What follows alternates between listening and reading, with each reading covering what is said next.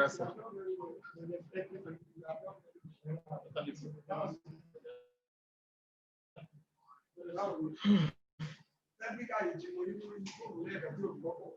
Okay.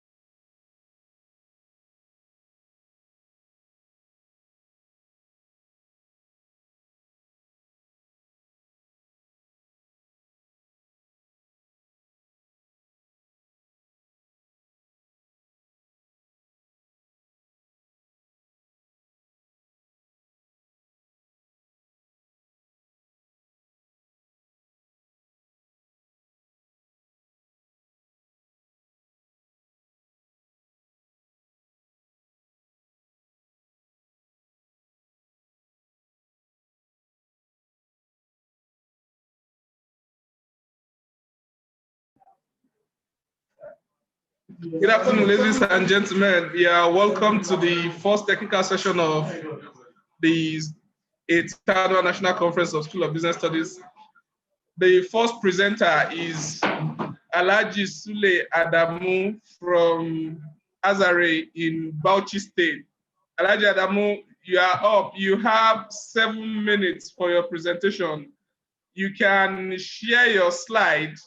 You can share your slide. I have activated that you can share your slide, the screen, via the share screen for us to see. Okay. And at the same time, I have requested that you have unmuted yourself. That's good. Yeah. Thank you. Your time starts now. You have 7 minutes. This is 1:36. Please go ahead, sir. All right.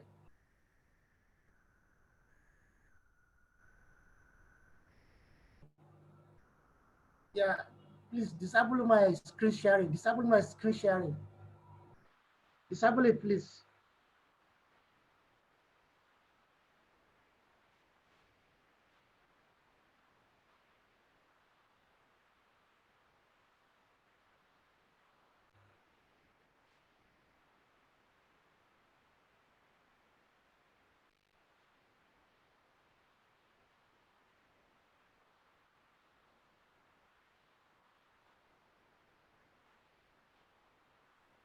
You can share now, sir. Okay.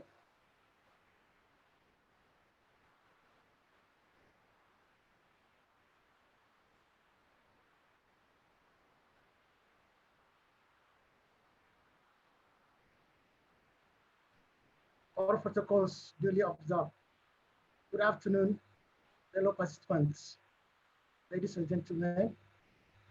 My name is Alhaji Sule Adamu from Aminu Saleh College of Education, Azare in Bauchi State. The title of my paper is Institutional Corruption in Nigeria, Causes, Effects, and Remedies. For the sake of introduction, corruption is a global problem as well as phenomenon. The frequency of occurrence and how it is managed differ from one country to another. As a matter of fact, corruption is the greatest challenge facing Nigeria today. Corruption is pervasive, and has remained deeply entrenched. President Buhari promised to massively eradicate corruption during his campaign in 2015. However, corruption has continued. Persons who have no access to loot from public treasury have resorted to kidnappings, ritual killings, armed robbery, and other vices. Political allies take kickbacks. It is therefore important to identify the most corrupt institution in Nigeria, review causes, effects, and profile solutions. Objective of the paper to understand the meaning of corruption, understand causes of and effects of corruption, understand other causes of institutional corruption in Nigeria, understand subsequent effects of corruption on economic development in Nigeria, and recommend feasible solutions. The methodology involved the use of secondary data, refutable online journals, published journals, reference sections of relevant articles, as well as online libraries were employed. Meaning of corruption and its application. Various literature review, or from various literature review, corruption can simply be defined as deployment of power for selfish gains. This is condensing of different corruption from different write-ups. So the more power is concentrated in the hands of few individuals, the greater the enticement of abuse of power, selfishness, and accumulation of wealth. This brings us to the issue of or identification of institutionalized corruption in Nigeria. From the studies conducted, two different studies conducted, one in 2003 and one in 2019, Nigerian police has been found to be the most corrupt institution in Nigeria. So what are the reasons for corruption in the Nigerian police? We have flawed recruitment process. There is what we call code of silence, file enumeration, lack of ethical supervision, false embezzlement, illegal bail charges, compromising responsibilities, according to Omana. Other causes of institutional corruption, we have demand-driven factors as well as supply factors. On the demand-driven factors are greed, fear of living condition after public office, high lifestyle, increased number of beneficiaries of corruption, and supply factors, availability of public funds, faulty legal framework, easy manipulation of judges, easy constitutional leeway, unmerited favors, collaboration, and accomplice, according to ITO. Other causes of institutional corruption in Nigeria, especially from the educational sector, we have siphoning of school instructional materials, collection of money for increased exam grades, collection of money for producing fake statement of results or change, selling of admissions, persistent advertising by lecturers or teachers in order to partake in paid part-time teaching, division of school fees, diversion of school fees by BASA, imposition of unauthorized fees on students, diversion of scholarship allocated to schools and students, according to David. So what are the effects of corruption? One, on the Nigerian police force is a serious threat to Nigerian national security. And we also have violation of fundamental rights pertaining to personal liberty and human dignity. Other effects of social corruption are unlimited revenue, self-government of project financing. Consumers pay more money for procurement of goods and services. Discouragement of both foreign and domestic investors. Insecurity. Society becomes unstable. Inability to access healthcare. Impairment of political stability. And impairment of effective governance and adversely affect social structure. So what are the recommendations? To the Nigerian police, there is need to have good virtues. Then secondly, there must be amalgamation of traditional ethics. Other you can try to round up your presentation, please. Okay. You have less than one. Person guilty of corruption should be barred from politics, and there should be urgent political reforms. Conclusion of which directed aim of the study. So references continue the end, and thank you. And this is the main paper, Institutional Corruption in Nigeria, Causes and Remedies. The award document. So that is it. Thank you very much.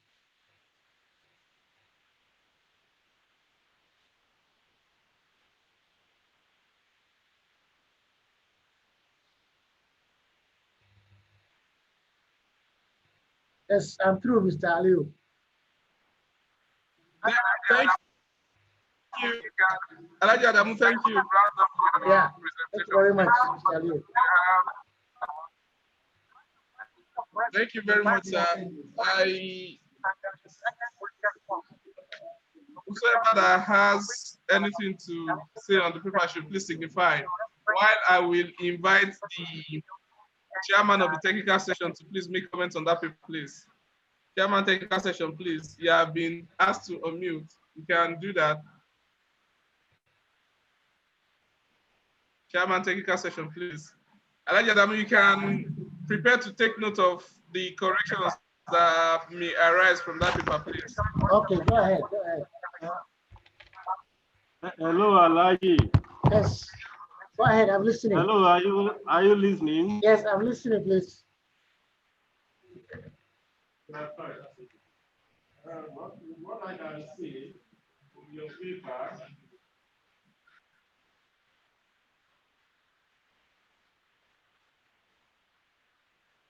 Yeah, go ahead. I'm listening. I'm listening.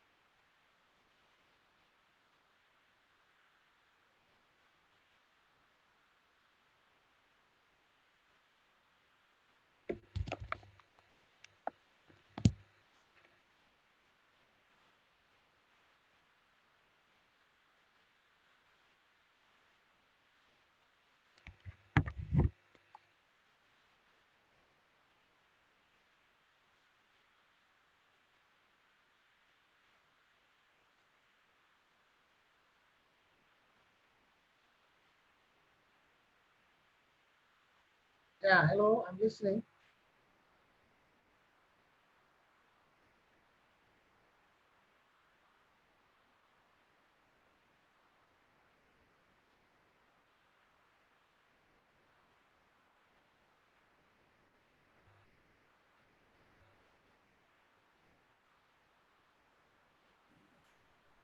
Okay, you can go on. Hello, Alaji. Now, can you hear me? Yeah, I can hear you. Go ahead. Oh, thank you. This is a very good paper. You have tried. Okay. But let's start with your abstract. Okay. The total number of words is not stated there. Okay. So you can note that. Okay.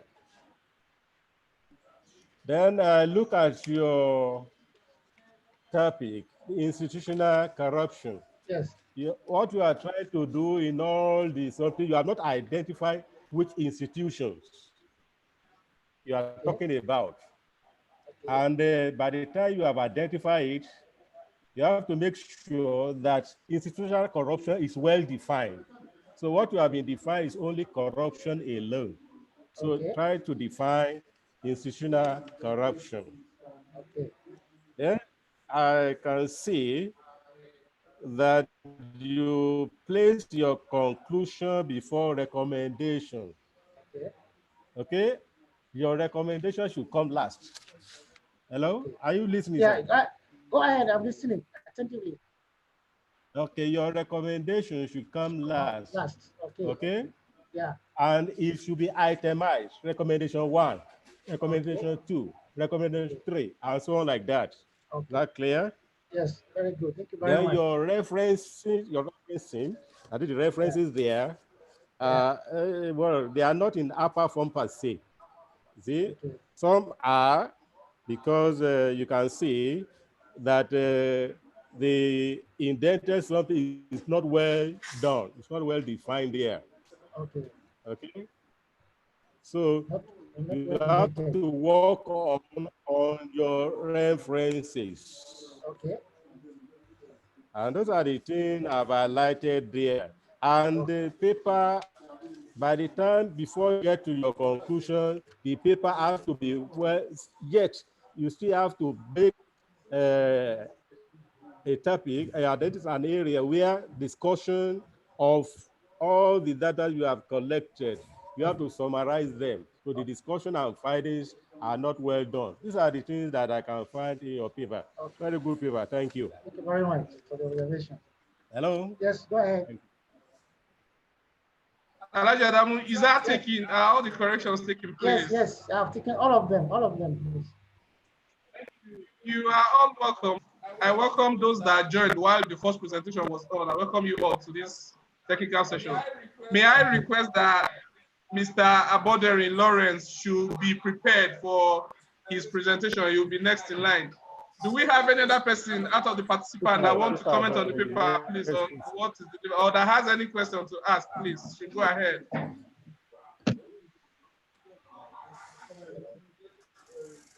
The next paper.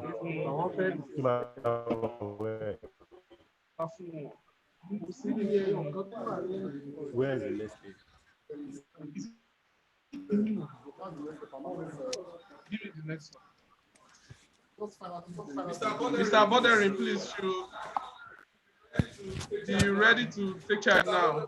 Mr. Lawrence Aboderin, I can see your video. You can unmute yourself now.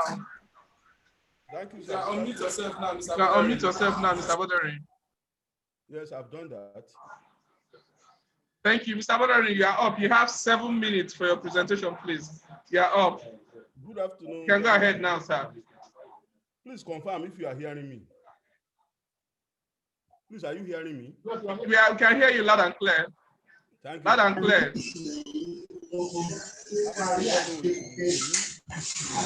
State Polytechnic Ure. The title of this paper is Corruption and the Challenges of Privatization and Deregulation of the Electric Power Sector in Nigeria.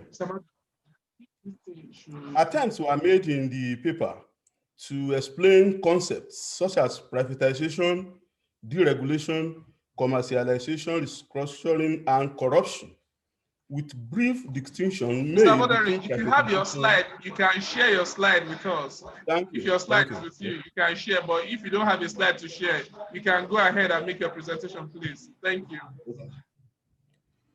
Now, detailed processes of privatization as a concept was made, and different levels at which privatization could be carried out within the economy. Thank you, sir, for the sharing of the slide. We can all see the slide now. Thank you.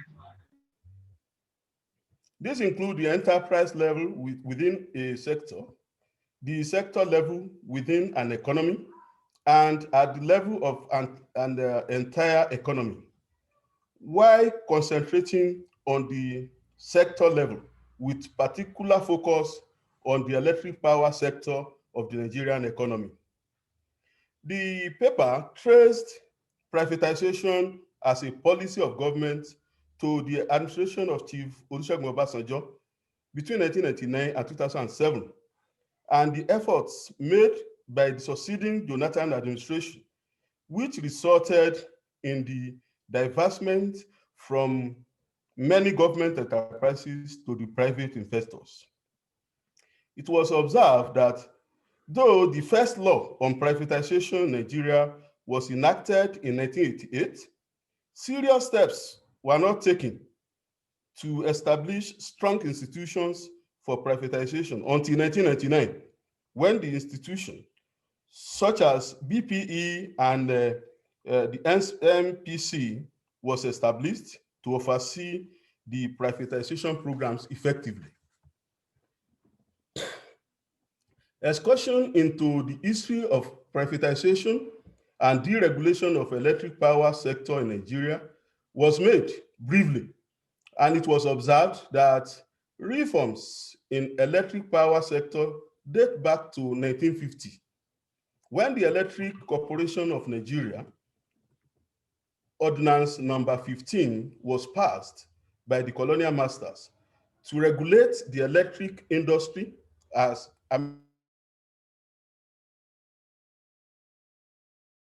in Nigeria. The plant was installed in Lagos under the PWUD. Now, other legislations were enacted, such as Niger Dam Authority Act of 1962 and the NEPA Act of 1972, which established National Electric Power Authority as a sole monopoly mandated to maintain and coordinate electric supply to all parts of Nigeria. The paper observed that though at inception, NEPA performed excellently as government electricity monopoly, it soon lapsed into inefficiency as a result of lengthy period of absence of forces of competition and incentives of the profit motives, coupled with official corruption at different levels, resulting in excessive loss, low service quality, poor investment decisions by NEPA management, and so on and so forth. Now, the once effective NEPA was soon bedeviled by several challenges, some of them self-inflicting, resulting in persistent power outages. Some of the challenges include: one, the inability of, to finance newly required investments, compounded by poor tariff settings. Two, inability to recoup all investment due to inefficiency in collecting revenue due to it. Mr. Abodere, you have less than 2 minutes. You have less than 2 minutes to round up your presentation, please. Thank you. All these problems led to a stringent call for reform in the electric power sector of the Nigerian economy.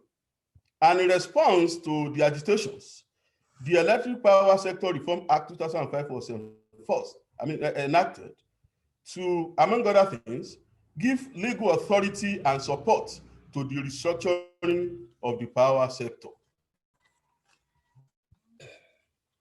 So many actions took place.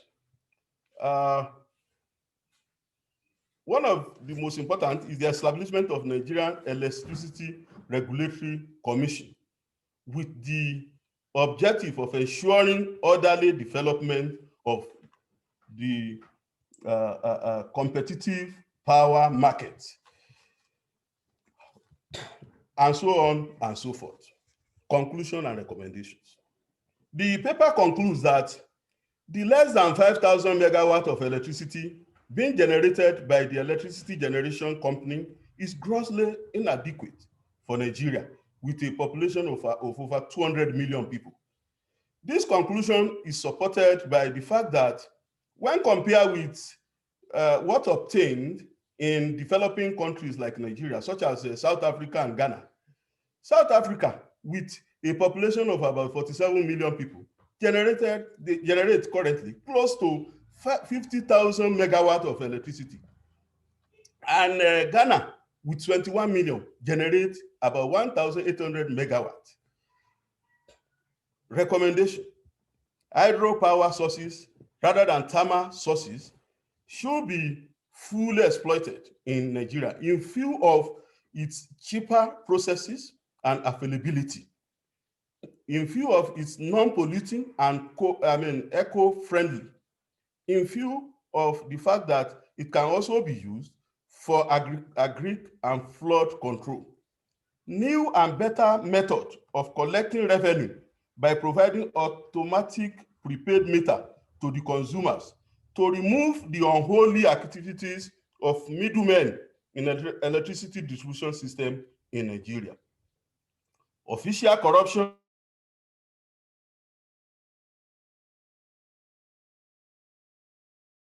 must be farmers as well as the electric power generation staff members. Thank you, and God bless you.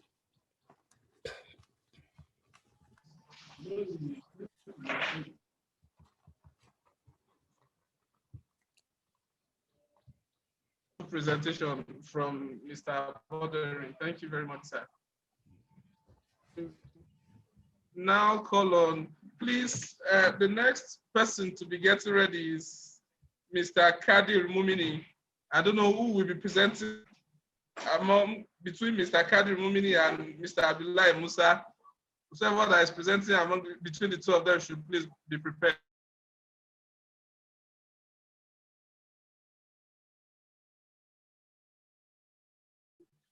Mr. Boderi, you can help us with the screen.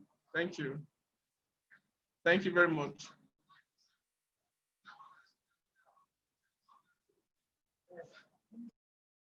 The chairman of the technical section, please. Over to you, sir. Good afternoon, Mr. Boderi. The earpiece.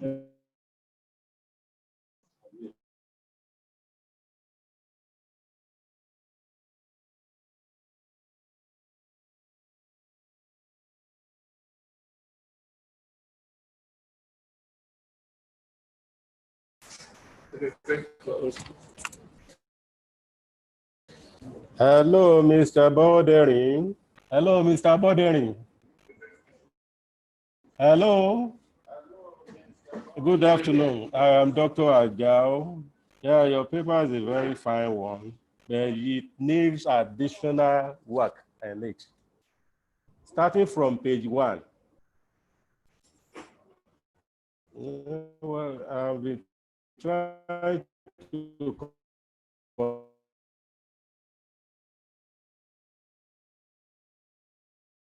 in order to make it more shorter. Are you listening? Are you hearing me? Okay, and another thing on page 1, we can see that the no date of the conference at the last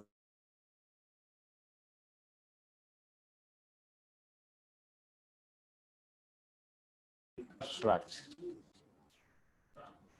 Your abstract, there shouldn't be any paragraph, no paragraph in abstract. Okay?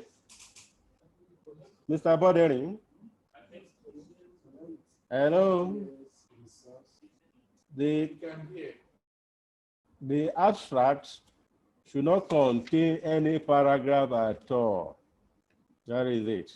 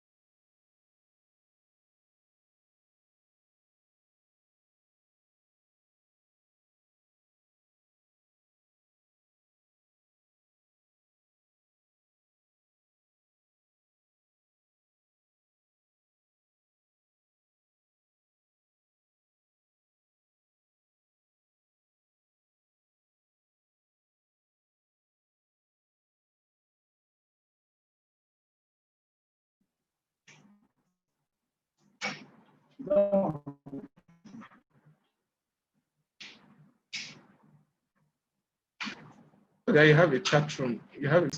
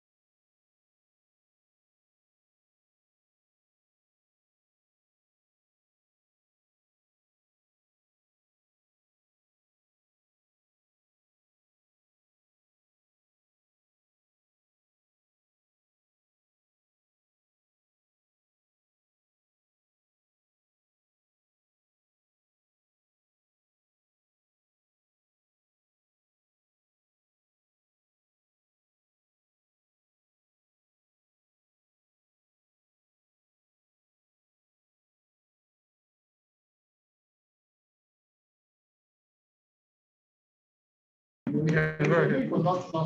Hello, Mr. Boderi. Is there? Okay.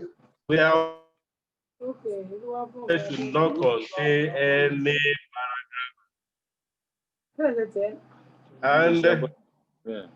Okay, another. Okay, sir.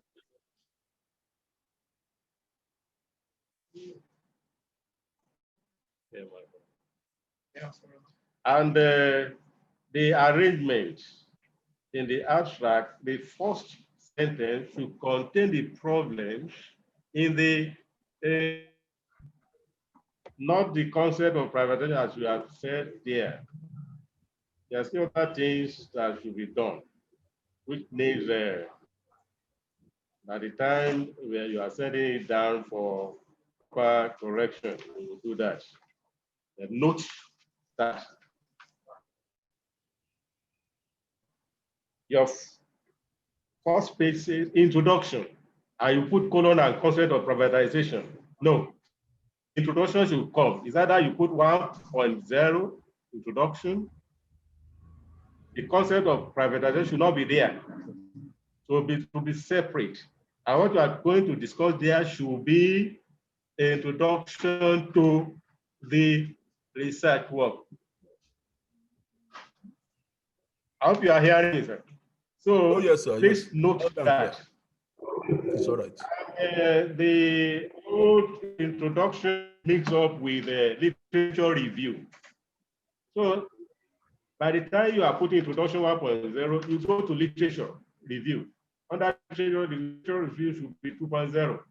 Under it, you put the conceptual framework, theoretical framework, and yes, and the empirical work under the literature review, which is 2.0. Okay, under the 1.0, which is introduction, the statement of the something is there. The statement of the problem, the objective, you can discuss it. And in other words, you can mark it by the time you get to the end of your introduction in chapter, in the first 1.0. Okay, so the two were mixed up totally. We cannot say which one is introduction per se, and you discuss a literature review of there is no statement of problem there to indicate that there is a problem in Nigeria. So it has to be clearly stated. Okay. And also, your referencing should not be the upper referencing that we have. This is Caribbean. This is Caribbean, okay? And even by the time, okay, but this is upper APA, and it's the 7th edition that you have to put the author, the date, and the paragraph or the text there. That will be clearly stated. So it was not well established. So you need to go into and give the details like 1.0, like I've said, 2.0, and the third one, methodology. Yes, you have not told us the methodology. What have this? How have you designed the research? You have not told us which method have you used. It is not well stated here. And when you look at your page 20, the recommendation and conclusion. The conclusion is to be conclusion and recommendation, because you have to conclude first. By the time you conclude, then you can make your recommendation. Then I've not seen the recommendation here. What I have seen here is a conclusion. Maybe you mix everything together. Okay, you mix everything together, because I can see in part 2 of page 12, is therefore recommended. No, recommendation should carry numbers. Recommendation 1, recommendation 2, and so on. See your references here. Otherwise, I will have said something on it. But you still need to do a thorough work on these. Mr. the chairman, technical committee. Mr. Boderi, I hope all are well taken. All the issues raised are well taken, sir. And yes, I don't know if there's any of the from the presenter should please go ahead, while Mr. Musa should be prepared to make his presentation. There's no, thank you, Mr. Lawrence. Thank you very much. Thank you so much. Thank you. I'm grateful. Thank you. Unmute yourself. You have 7 minutes to make your presentation. If you have a slide, you can share your slide for us to see. And if you don't have, you can just go on and talk to your paper. Mr. Musa, you can unmute yourself. You have been requested to unmute yourself, Mr. Musa. Yes, I did that now, sir. I did that. Can you please hear me, sir? You can share your video so that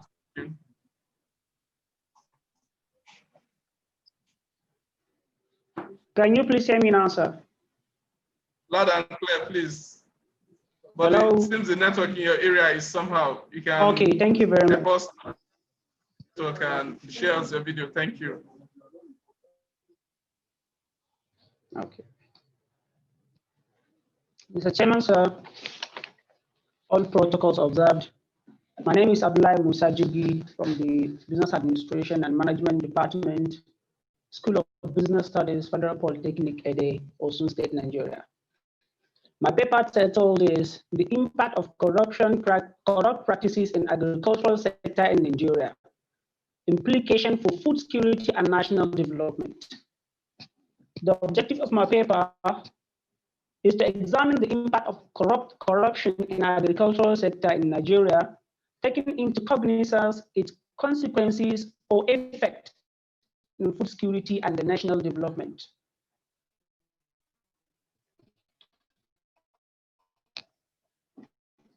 However, to achieve the aforementioned objective, the paper seeks to explain the following.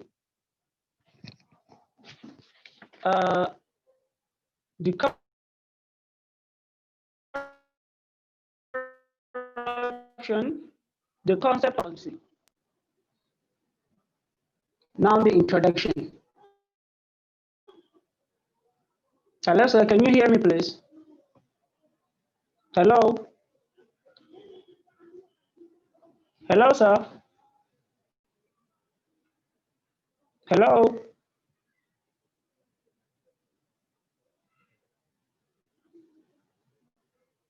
Can you hear me, please? Can I proceed?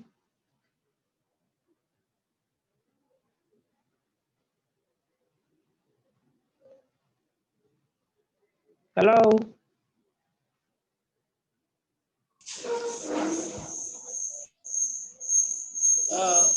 Mr. Musa, you yes, can go you ahead. Hear me, please? Mr. Musa, you can go ahead. We are hearing you. Okay, sir. Okay, sir. Okay, sir. Okay, sir. Thank you. The Nigerian agricultural sector has witnessed a tremendous transformation in the last 2 decades through reforms and policies at all levels of government aimed at enhancing the food production in order to attain food sufficiency for all. Prior to 1999, agricultural transformation has been receiving special attention right from when the country attained political independence. For instance, the third and fourth national development plans has agriculture as their primary focus through programs and policies by diversifying the economy away from oil through provision of incentives and massive investment in agriculture to enhance food security. UCHE 2011. Prior to the present political dispensation, there had been a series of efforts during the colonial period embedded in the national development plans aimed at improving the agricultural sector to provide food for all. For instance, both the third and fourth national development plans were articulated toward achieving these objectives. Notably among these policies and programs are the National Accelerated Food Production Project, NAFPP, Operation Feed the Nation, OFN, the Green Revolution, and among others. Notwithstanding, there are also government reforms in the 90s tailored towards improvement in agricultural sector. These are National Special Program on Food Security, NSPFS, Root and Tuber Expansion Program, Agricultural Transformation Agenda, ATA, among others. The most recent policy of government towards enhancing agricultural sector is the Anchor Growers programs initiated through the Central Bank of Nigeria with sole objective of making funds available to small, medium, and large-scale farmers at reduced rates to improve their productive capacity. This policy is designed to boost the country export and reduce independence in import, particularly you rice have less importation. than 2 minutes to round up your presentation, please. You have less than 2 minutes. Thank you. Yes, sir. The concept of corruption is a global phenomenon that does not have a universally accepted definition because it varies across the both developed and developing nation and degree or extent to which it affected countries. And corruption has been defined as the abuse of public trust for clear gain at the detriment of society. The concept of food security. The World Food Summit in 1996 defined food security as a situation in which all people at all times have both physical and economic access to sufficient, safe, and nutritious food to meet their dietary need for a healthy living. Determinant of food security.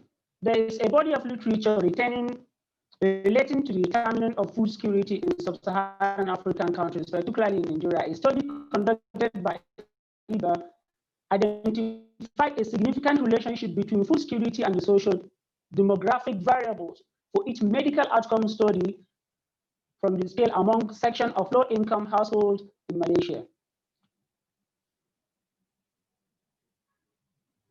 Now, conclusion. The paper identified corruption as one of the... Thank you very much, Mr. Musa. Thank you very much. Thank you very much. I have to stop you there. While I invite the chairman technical session to please take us up from there, you can listen to all the observations that will be raised as a result of your presentation. Sir. Thank you. God bless you. Yes, sir. Amen.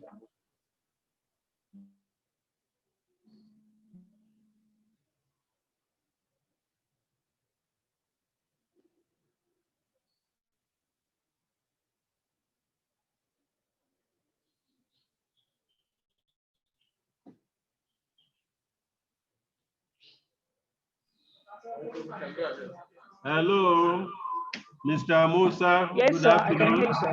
Yes, sir. Good afternoon, sir. God bless you. This is a good paper. Amen, sir. Thank you, some sir. reservation. Let's the front cover. Okay, sir. Okay. With that. Then the abstract. You've done a good job there, but the number of words is not there. And in the opening, the problem will come first. Okay, sir. What are the problems envisaged in the topic, your Yes, research sir. topic? They Yes, sir. also abstract should not be in a upper case. It has to be in a lower case. Yes. And it start with the A upper, then the rest in lower cases. Let's go to your page 3. Yes, sir. Yes, sir. And your page 1 and 2. Okay, sir. It should not be 1 and 2. It Yes, should sir. be Romans 1 and 2. Okay? Yes, sir. So Noted, the sir. Noted, sir. paper start with introduction on page 1. That is where you have your page 1. Where you have your page 3 now. Yes. Then the Okay, introduction yes, sir. Noted, sir. should not be in upper case. It has to be in the lower case. And Okay, sir. putting Noted, sir. background again, it might not be necessary. You can remove that. Okay? Just remove the Okay, sir. background. Okay, The sir. introduction in lower case. Noted, sir. Your page 6, you are discussing the literature review there, the concept of food security.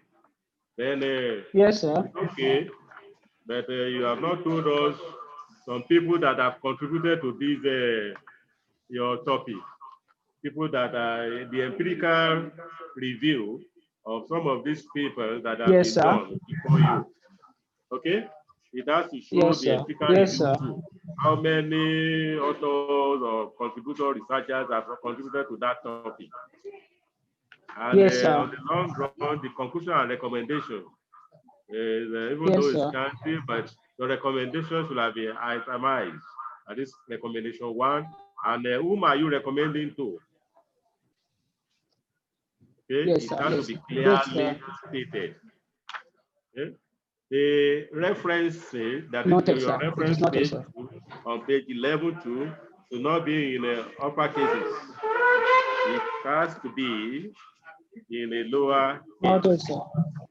Okay, okay, you have a little bit Noted, followed sir. the upper setup. Yes, sir. But in most cases, you did not italize the journals. The journals should be italicized. Like the last one on page 11, Francis, Journal of Social Development, Yes, sir. was not italicized.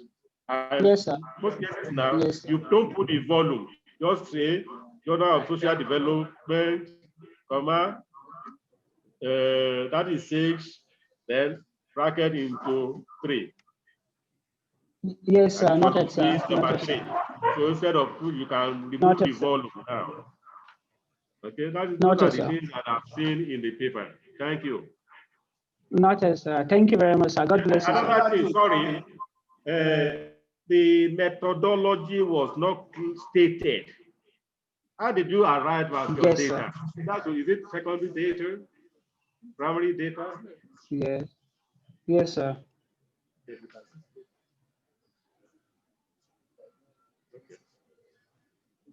Thank you very much. Alhaji Musa. Thank you very much, sir. Thank you, sir. Thank you, sir, and God bless. The next person to present now is Odesonya Timitokwe Alabada name. All the names actually look unisex. I don't know whether it is Mr. or Mrs. Please just bear with me. I have unmuted you. Okay, it's a Mr. I'm sorry, I can see him now. It's a Mr. Yeah, off please. All right. Good afternoon. I'm actually presenting on behalf of the person is a Mrs. Good afternoon. Hello, good afternoon. Go ahead, please. Go ahead, please. All right. Good afternoon, everybody, and all protocol dealers have. By name, Joseph Adeyemi, presenting on behalf of Odesanya, the Mitokwe Alaba. So she's a lady, is a female. So the title of the paper before me is the influence of corruption on the academic performance of office, technology and management students in the Federal Polytechnic and the national Please, development. you have 7 minutes. You have to. All right, I want to share my screen. I don't know. If you have a slide, you can share with us. Or you have 7 All minutes right. starting now. You can, Okay. yeah, up now. All right. Please permit me to share my screen.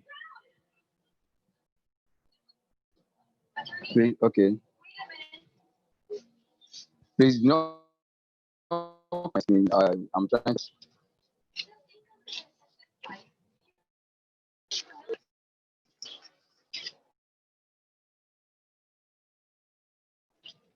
Please, okay.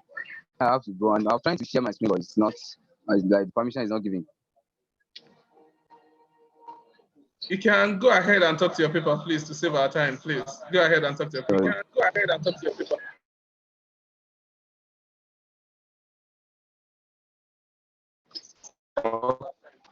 Okay. All right. So talking about corruption, the same and it's only personal usual way of doing things. Or the ruling price received or given with the intent of to pervert the rule of law known as can be seen. You can see that it is charged that corruption would have held one government office or the other. It has actually crept its way through into the into academic institution. Both the academics and the students are caught in the webs. So corruption in education manifests in many ways through examination malpractice, fraud, certificate forgery, embezzlement of educational funds, student exploitation, and all like that. So this paper is actually aimed at ascertaining basically ascertaining the causes of corruption among students of office management and technology in Gra Polytechnic Valley, and also determine the effects of corruption on graduates of office technology management and the national development.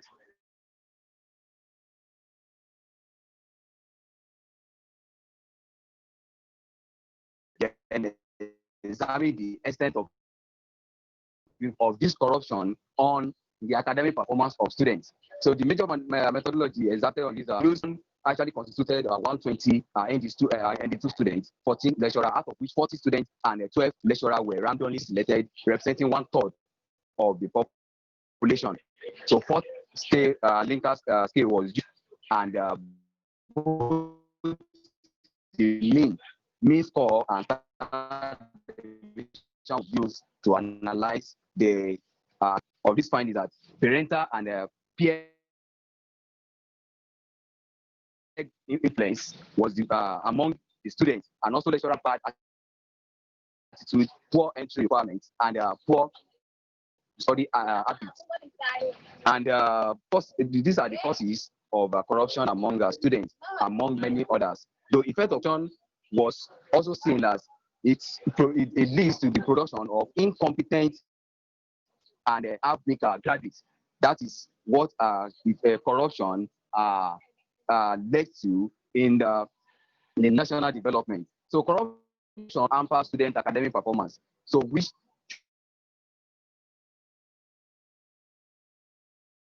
should actually be shown in can be seen that among students, and this is actually having effects on their academic performance. So to wrap it up now, in order to curb this minus among our students and the lecturers, seminars and workshops is organized at regular basis for these students, so as to give them orientate them about the importance and the causes of corruption among the student and the effect it has on the academic performance. Also, parents alike should inculcate good morals into their children right before they even proceed in getting admission into higher institutions of learning. Then the lecturers should be handsomely paid on time, so that they will not be tempted. You have less than 1 minute to wrap up your presentation, please, Mr. Adesanya. To participate in corruption. So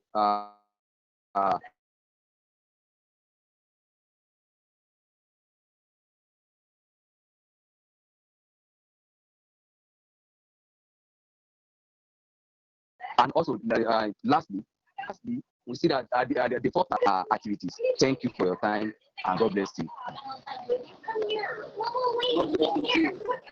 Thank you very much. Thank you very much, Mr. Odesanya. Thank you very much. Mrs. Yeah. Odesanya, I'm actually presenting now. Okay. Thank you very much. You have actually done well with effective time management. I give you kudos for that. Now I'll call on meanwhile, the presenter of this paper, effective use of information and communication technology in education for economic sustainability, with the lead author, the principal author being Olukotu Olushola Ayodele, but I don't know who will be presenting the paper. Whoever that will present the paper should please signify by raising up hands while I attend to it appropriately. Meanwhile, I'll give audience to the chairman technical committee to please comment on the paper now, sir.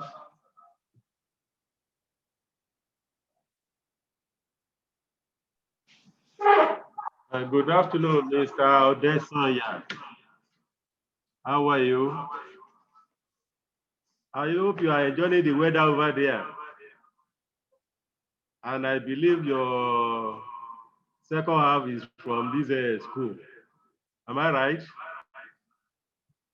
Okay. Okay, let's go ahead. From the first page, is it the influence of corruption? The influence does it of carry corruption. the article? Yes, the influence of corruption, sir. Okay. By the time I look at all the words there, it will be 22 words. And if this is much. This word, it shouldn't be more than 15 or 16. But by the time you are looking at it, I want to remove Yes, the sir. national development, because by the time you put it there, it has no meaning. It should be influence of corruption or the academic performance of office technology and management students in Federal Polytechnic Valley. Full stop. You know, there won't be full stop there, but that is how it should be. So the words will now remain about 16 now. All right, sir. Okay. Let's move on to the abstract is okay. Only the total number of words is not captured here. So also, the introduction is not there. You didn't put introduction. You just started with the word corruption, and you started the sentence like that. So, sir. Introduction to form the basis where you will discuss all those things under it. Okay, sir. And it's a very good paper, like I said. That introduction should have been 1.0, and your purpose of the study should be 1.1. The 1.2 should be research questions, while the method or methodology adopted should contain the 3.0. Because when you look at this, there was no place to discuss the literature. There is no literature review in your paper. Try and put literature review there, where you put some of the concepts. You are talking about the ICT as regards the students of Federal Polytechnic Valley. Your discussion was okay, and the conclusion and recommendation were done properly. The references are okay. Okay. And this is a very good paper. The thanks, sir. the topic should not be capitalized. Yes, sir. The influence of corruption that you have stated should not be capitalized. It has to be in lower cases. Thank you. Thank you.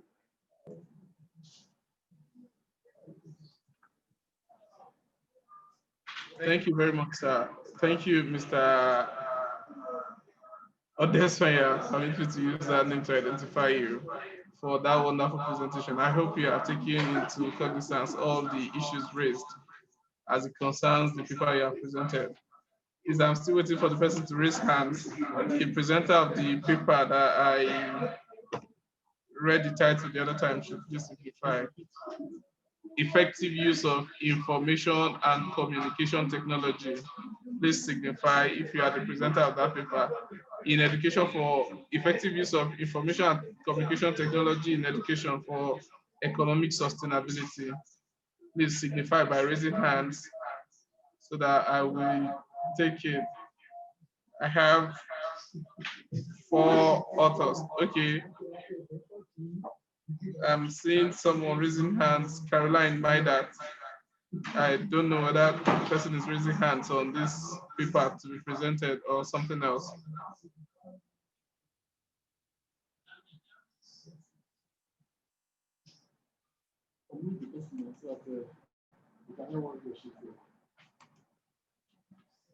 The woman raising hands, I have actually asked you to unmute.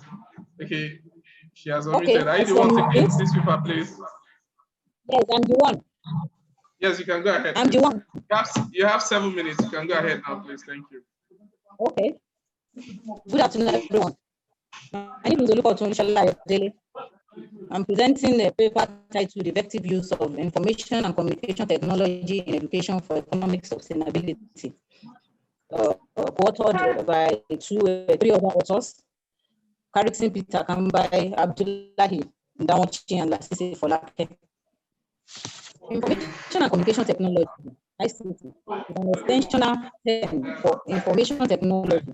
That is the role of unified telecommunications, telephone lines, and wireless signals, and computers, as well as necessary enterprise software, middleware, storage, and visual systems that enable us to access, store, transmit, and manipulate information. The term ICT is also used to refer to the convergence of audiovisual and telephone networks with computer networks through a single cabling or link system. There are large economic incentives to manage the telephone network with the computer network system using a single unified system cabling, signal distribution, and management. ICT is an umbrella term that includes communication device encompassing radio, television, cell phones, computer, and network hardware. Satellite cell phones, computer, and network hardware, satellite system, and so on, as well as the various services and appliances with them, such as video conferencing and distance learning. Since this paper is focused on the use of ICT in education for economic sustainability, therefore, information and communication technology in education is the mode of education that uses information and communication technology to support, enhance, optimize the delivery of information. Worldwide, research has shown that ICT can lead to an improved student learning and better teaching methods. Introducing ICT into education is the answer to those who ask, how can we increase the reach of our institution to a large number of students? The use of ICT in education. Madam, if you can hear me, the resolution of your face is very dark. You could go to a place where you can obtain maximum ray light so that we'll see your face very well. You can face where you are backing. Is it better? You can face the place you are backing so that we'll see your face clearly. Okay. Thank you very much. How about now? Are you seeing me now? Is it better now? Yeah, clearly. I can see you clearly now. The use of ICT in education is now seen. The use of ICT in education is now seen worldwide as both a necessity and opportunity. ICT have impacted on educational practice in education to date. Educational institutions are getting much more interested in improving their program with ICT tools and applications. to introduce flexibility in the teaching and learning process. This paper dwelled on the areas in which the effective use of ICT has been beneficial in education. These include improving teaching and learning process, enhancing the quality and accessibility of education, enhancing learning environment, facilitating more opportunities for learning, as well as learning which consequently leads to improved collaborative performance. This paper equally dwelled on the contribution of ICT to economic sustainability. It was concluded in the paper that the effective utilization of ICT in education have a positive impact on teaching and research and will become a strong change agent for change among many educational practitioners. It was further concluded that ICT plays an important role in economic sustainability. It was therefore recommended in the paper that teachers and learners are encouraged to develop their knowledge and skills on new technologies in order to improve the performance for economic sustainability. Thank you for listening. Thank you very much. That was very brief. You are the first presenter to give me a change back from my 7 minutes. I commend you for that. Thank you. I will now urge the chairman of technical section to please take.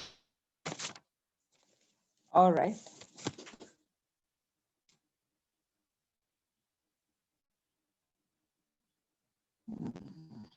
I'm not hearing them.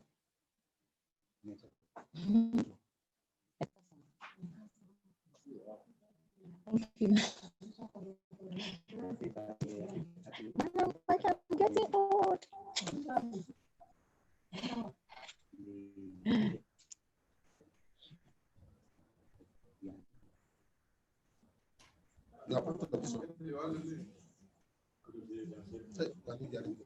Oh, I'm not hearing them.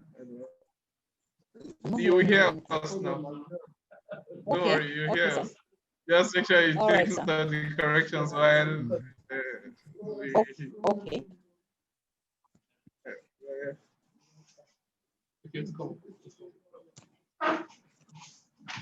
Hello, good afternoon, madam.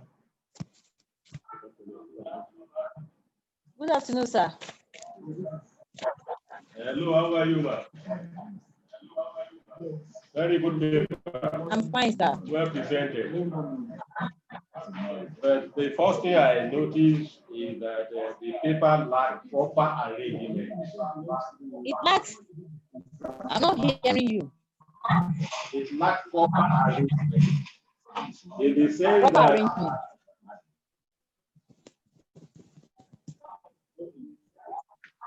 Hello, madam. Hello. Hello. Can you hear me? Are you hearing me? Yes, sir, I'm hearing you. You said the paper lacks proper arrangement. Yes, sir. Yes, it lacks proper arrangement. All right, sir. Please just listen. Is that clear? You put introduction, introduction. Under introduction, you discuss the literature review with it. We cannot decipher which one is the literature review, which one is the introduction. You just lump everything together until you get to the page. This was not page. That you put the conclusion and recommendations. Okay. So in essence, let's come to your abstract. The total number of words was not stated. Then on total number of words, sir. Okay. Hello. On page, I think page 3. Sir, I'm hearing you. Where before the last sentence before ICT enhances teaching and learning. The citation there, blotting, I will put in bracket 2011. Blotting, comma, then you remove the bracket under 2011. Okay, sir. This is only one blotting, comma, then 2011, and bracket it like you have done. So in that citation. Okay, sir. Noted, sir. Then let's go to another thing that I observed there. Yeah, there were a lot of empty spaces in the paper. Empty spaces, not it was empty. Yes, they were empty. It was empty. It didn't synchronize with each other. There was no synchronization in the paper. Then your last recommendations. Recommendation 3. Okay. You put classrooms, auditorium, etc. What is the meaning of etc? You know you are presenting to those of us that are so etc has to be properly defined. So you don't put etc. Is that clear, madam? Your impressions are okay. Good paper on the own. Thank you very much for your presentation.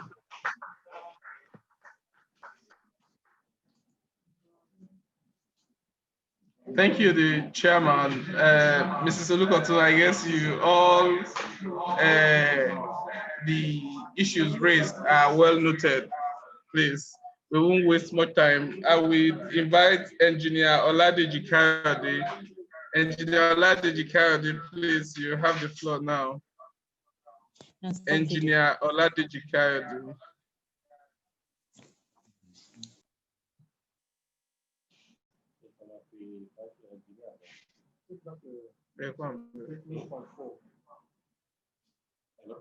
Is he unmuted? No,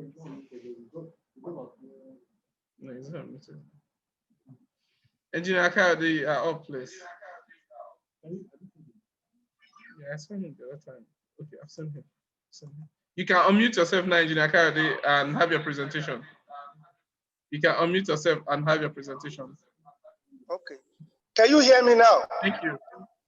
Clearly, if you have a slide, you can share with us, but I'm afraid whether it will go because you are presenting using your mobile phone. You can only share slides effectively when you're using a computer system.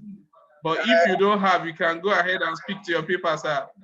We are hearing you loud and clear. Thank you. All right.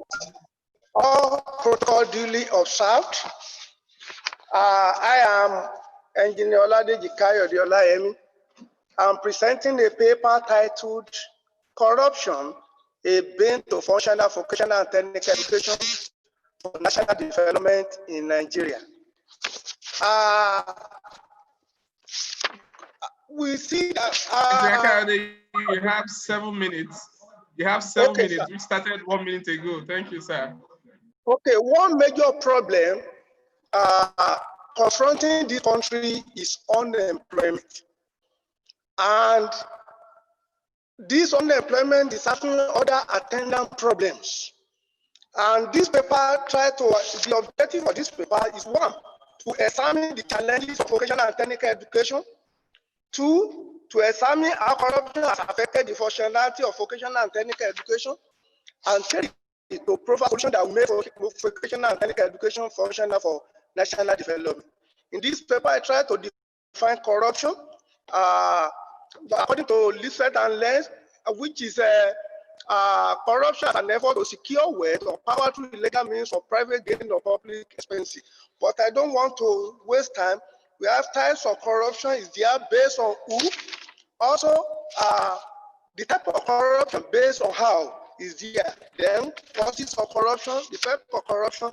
Then the area where I go more is this education and corruption. Down to 2020, say that corruption in education is the perversion of the expected standard of behavior by those in authority in the educational system for their own personal gain to the detriment of others and the system in its policy. As I said, that one major problem of this nation is unemployment, and government now decided to do something, and they came up with an idea of vocational and technical education. Since education is an instrument par excellence by which society is transformed, So vocational education, government gave it priority. We can see that at the primary school level, we have what we call vocational education at secondary school and even in tertiary. But the aim of this vocational and technical education are being defeated.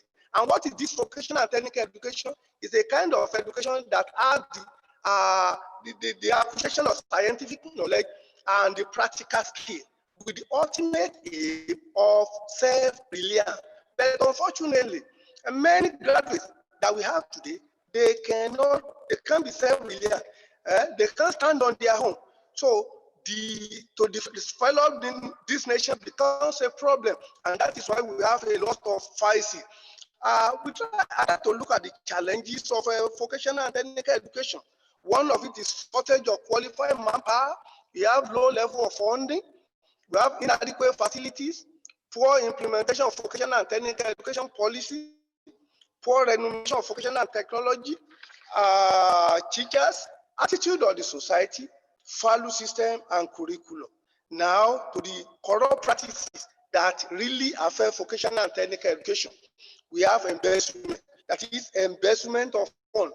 We have the Ministry of Education, they allocate a lot of funds education, and the vocational and technical education take the lion's share of this budget.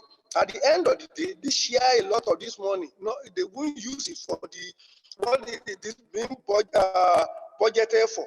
Another one is mismanagement. When to our answers, we have mismanagement. They mismanage the fund given to them instead of engaging in the project that we make the institution to be better. They engage in white elephant that will bring kickback. Then we have procurement of also substandard equipment. I've seen the situation in which equipment that is no more that cannot be used again is purchased with exorbitant amount of money. We also have this proportionate student facility ratio. This is talking of in a situation where facility for 100 students is available in the school, and the school, because of the school fee and some other things, they will now admit 200 or more, and that's when we at the end of the day, most of the students will not be exposed to the required skill needed for them to be able to stand on our own. We also have inadequate staffing. We have inadequate staffing, the use of part-time, the use part-time lecturers, part-time teachers, and this one will not be committed. You have less than 2 minutes to wrap up with your presentation. I have suggestions. You have less than 2 minutes. Suggested way of reducing corruption. One, economic and financial crime commissions to beam their satellite on the educational system. Two, the teaching of issue of corruption to be encouraged in our schools by making part of our school curriculum. Another one is severe punishment to be given to any school manager that violate the admission quota given to them. They can be jailed. The Commission of Education Permanent Secretary and all others should declare their assets before taking the job and after leaving the office. Governing body of our institutions should discourage the use of part-time teacher or instructor or lecturer. Another one is that project monitoring committees should be set up in our institutions, and they should be informed in the award and executing of any project in our institution.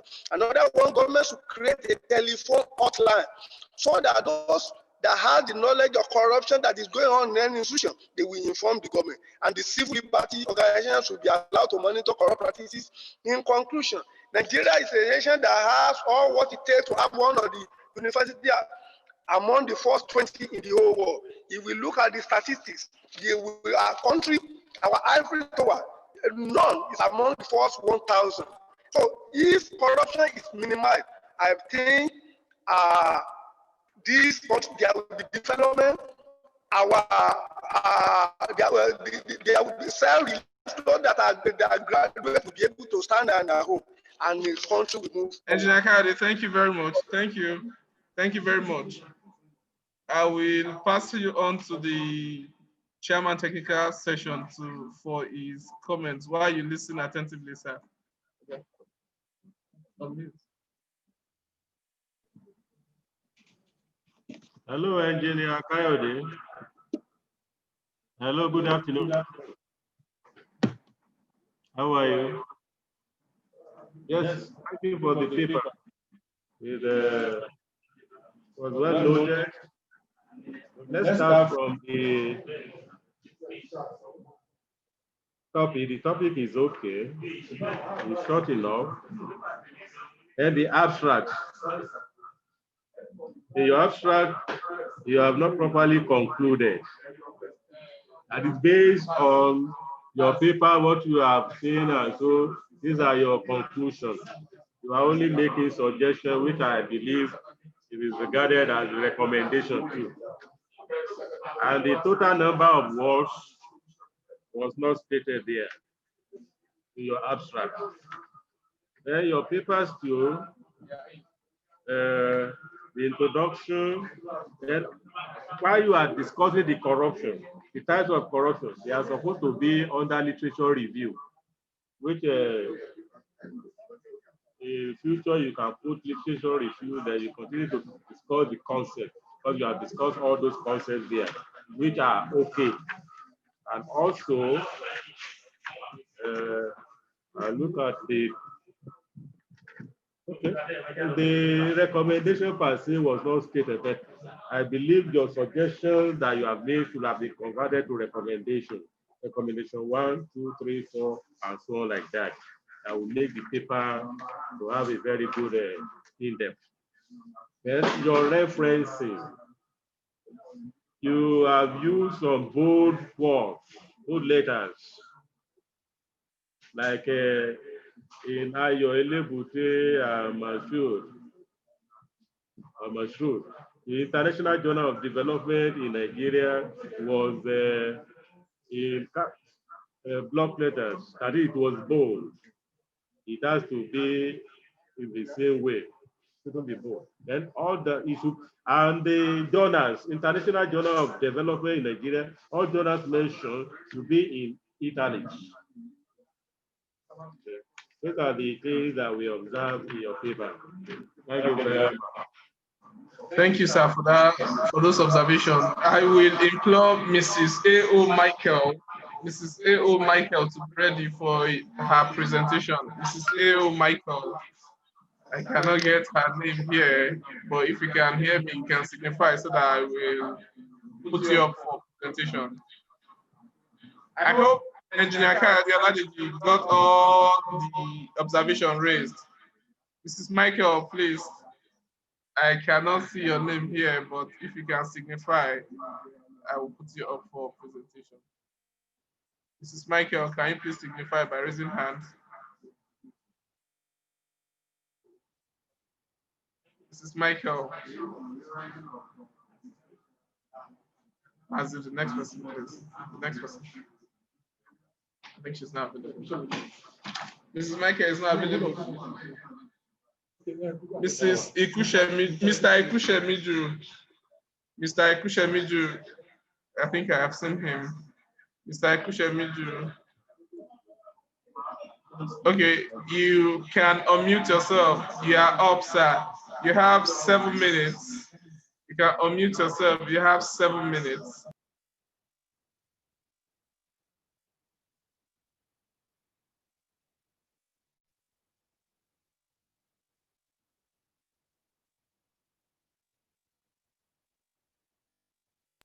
We cannot get your audio, sir.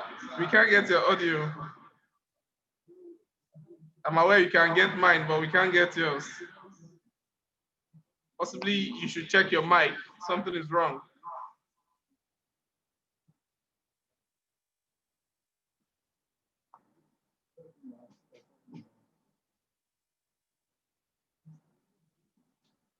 We can still not have your audio. The next person is the next person. Next person. There's a technical issue with your mic from there, sir. The next person. There's a technical issue with the mic. You should please resolve that. Mr. E.G. Precious, please. Mr. E.G. Precious, Emmanuel. You can unmute yourself, Mr. Precious Emmanuel, to have your presentation. Mr. Kushamiji, we'll take you later, please. We'll take you later. There's something wrong with your mic. We cannot get you from here. Thank you. Okay. Mr. Emmanuel Precious. Okay. Okay, thank you. You are on. Yes. Yes. Good afternoon. Yeah. Good afternoon. Can you see me? Yes, I can see you. Okay. I can hear Thank you. you You very are loud much, and clear. Mr. Chairman of the. Okay, you can hear me now. Okay. Thank you very much. I want to observe all the protocol, especially the chairman of the Mr. Emmanuel technical Precious, you have section. 7 minutes, please. My name is Please, Emmanuel you need to be Precious from observant of Benue the time, State. please. You have 7 And minutes. Yes, my presentation is yes, thank you very much. My presentation is on the challenges of ethics and accountability in Nigeria civil service. We are looking at the effect and the solution. And the paper is divided into introduction. We have conceptualization of ethics and accountability. You have the historical background to the problems of accountability and ethics in Nigeria. And I went ahead to talk about the ethical problems and the problems of accountability. And at the end of it, we made some suggestion in form of information on how we can promote ethics and accountability. If you look at the introduction, there is a case I gave there. That case has underlying effect of the problem of accountability of a big fish in the name of Mr. Mena, who was the pension fund manager of the federation. And I went ahead to look at the historical roots. What is the historical root of this problem? Now you discover that the historical root of the problems of ethics and accountability is from our colonial state that was inherited during at the advent of the departure of the colonialists. And so these guys came, and of course, if those of us in social science, you will understand with me that the problem of the objective of colonialism was exploitation. And so you now understand how the civil service at that time was geared towards exploiting the vast mineral resources of the country. And so when they departed, this was the kind of civil service and we inherited. No wonder the civil service had to continue with the nature and the manner in which they were bequeathed. And then you will also discover the overall effect of this thing is inefficiency and ineffectiveness. And please permit me to quote the Vice President of Nigeria when he described the Nigeria civil service. Look at what he said. Please, I quote. It's on a page there. He said, the reason for the corrupt civil service, which in turn has given room to ineffective service delivery, are not too far-fetched to seek. These are the weak institutional structure, the cumbersome administrative procedure, the negative attitude of the civil servants to work, and individual insatiable appetite for wealth at all costs. The public policy, it continues by saying the public policy researchers have since discovered that the culture of accountability and ethical behavior for which the service was noted has been thrown overboard. That is the Vice President of the Federal Republic of Nigeria, Professor Yemi Osinbajo, talking about the civil service that is supposed to be the machinery for government to achieve its developmental project. And then we now discover that all we have has been inefficiency. Then the paper, like I told you, the paper is a practical paper. The paper goes ahead to make some suggestions. The first one is that there should be adequate pay, because we discovered that civil service servants are not adequately paid, and so as a result of that, they are always tempted to cut corner and to do other things. The second recommendation on the subtopic of how to promote accountability and ethical behavior is that we said let there be sound policies on recruitment. From here, I want to suggest that this thing of principle of federal character, please, we should always look at merit. This principle of federal character has been enshrined in the Constitution, is doing more harm than good. Another one is we also suggested in the paper that there should be association, civil service association, they should not only look for bread and butter. The agitation should not be, it shouldn't be on a pay allowances. They should see how they can institutionalize professional values. With this one, the civil service will be repositioned to promote national development. Another one, one of the suggestions that I also raised is the government should try and strengthen the public institution of accountability. To strengthen the institution of accountability. Recently, yes, are you with me? Recently, we discovered the issue of, they brought in an agency. Sir Emmanuel, you have less than 1 minute. Financial Please round up with your Unit. paper. You have less than 1 minute. Yes, it's a good one. And so we also suggest that civil society should expose any unethical behavior. And the paper concludes that, after all civil servants, when we carry out all these measures, the civil service will be positioned to carry out the national development that we all aim for in this country. So thank you very much. Thank you, Mr. Emmanuel. Alaji, I hope you're ready first. I will hand you over to the Chapman technical session for his comments.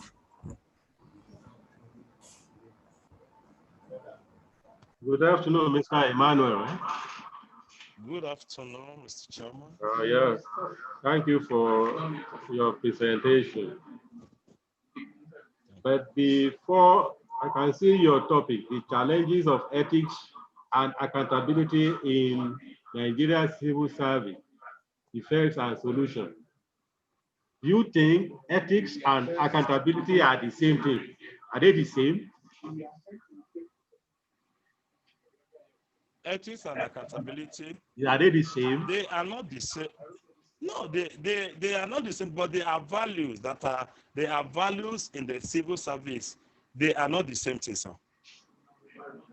But if you are accountable enough and you don't have enough moral to back it up, so which means this your topic is deficient one way or the other. It shouldn't have been the challenges of ethics and accountability in Nigeria. You can remove that accountability and say the challenges of ethics in Nigeria civil service, the search and the solution. Then we have gone through your papers. How do you think we can reduce corruption among the government officials?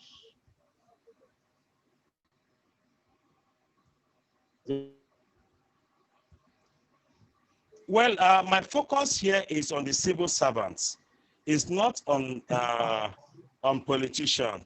And then I gave the recommendation on how we can promote.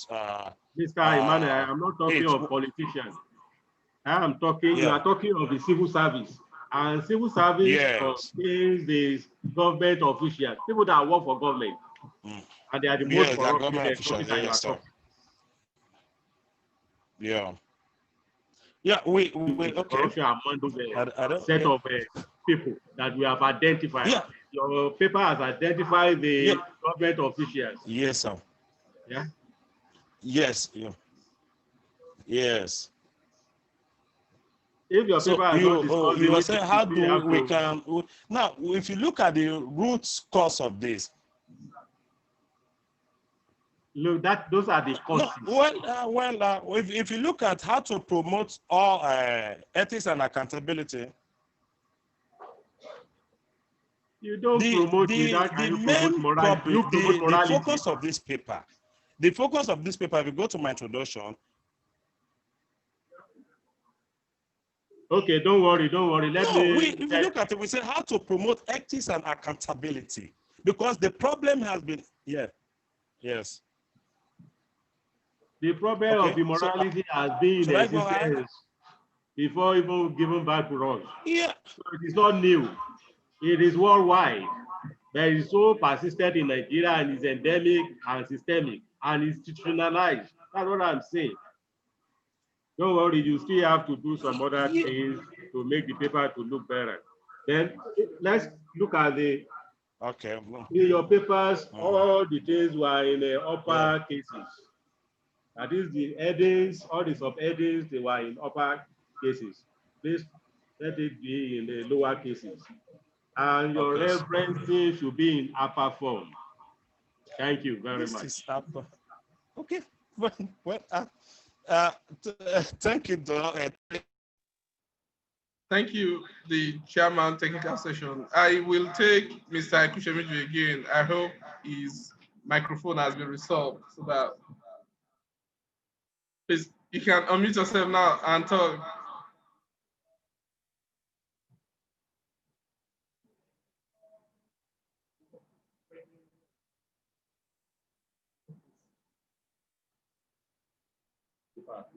I still have difficulty hearing you, sir. I can still not hear you.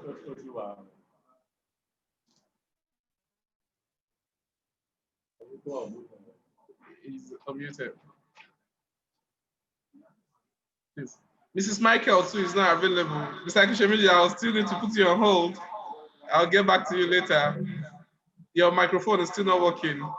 Please work on it very well so that we'll have you fully on board. Thank you. We'll patiently wait for you to come on board, sir. Then the next presenter will be Mrs. Daramola Elizabeth. Mrs. Daramola Elizabeth, I don't know whether she's here. Mrs. Daramola Elizabeth. Daramola Elizabeth.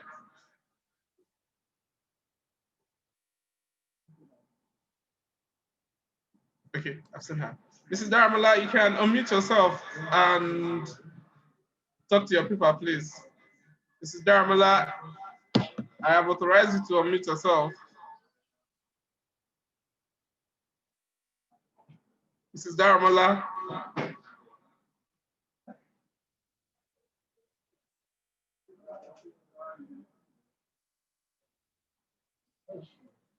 She's there. She's not just. Mrs. Daramola, if you can hear me, she's having technical issue. Can we go to the next person, please?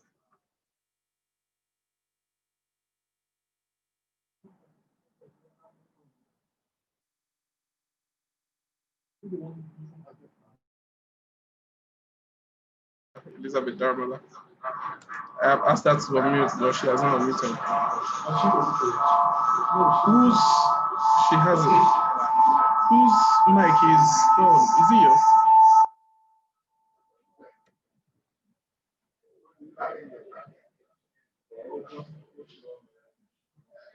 Next person, please. Give me the next person.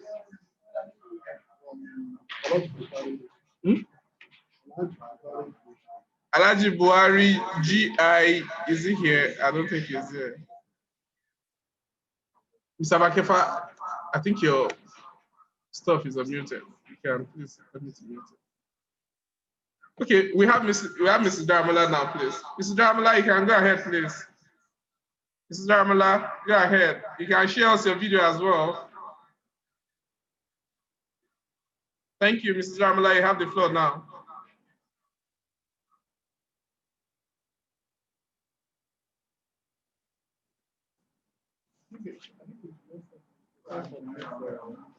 This is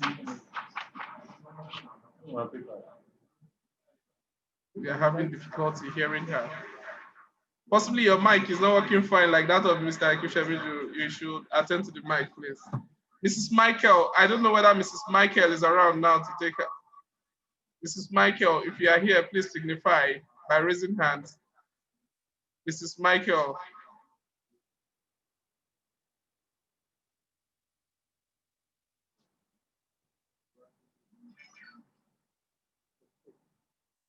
Okay. Oh. Yes, but not talking. She's not talking. Is she this? Elizabeth Daramola is not talking. Can you hear?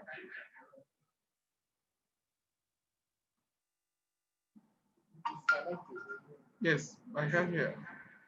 We'll put her on. Mrs. Ariola, Mrs. Gotosho Ariola, you can unmute yourself and have the floor, please. Mrs. Gotosho Ariola. Okay, Mr. Bello Abbas. Okay, I can see you're raising hands. Mr. Bello Abbas, you can go ahead and unmute yourself. Talk to your people. Mr. Bello Abbas.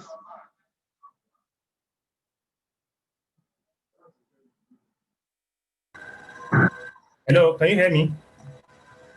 Loud and clear, please. Go ahead. Yeah. This is Bello Abbas from FC Spec Oyo. You have 7 minutes to talk to your I'm people. presenting this paper on behalf of Mrs. Ariola Gotosho. The title of the paper is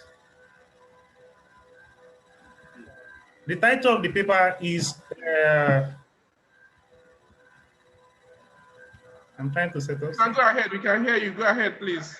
You have 7 minutes. You can go ahead. Out of which 1 minute has been elapsed. Corruption and national development and role of libraries in the Nigerian society.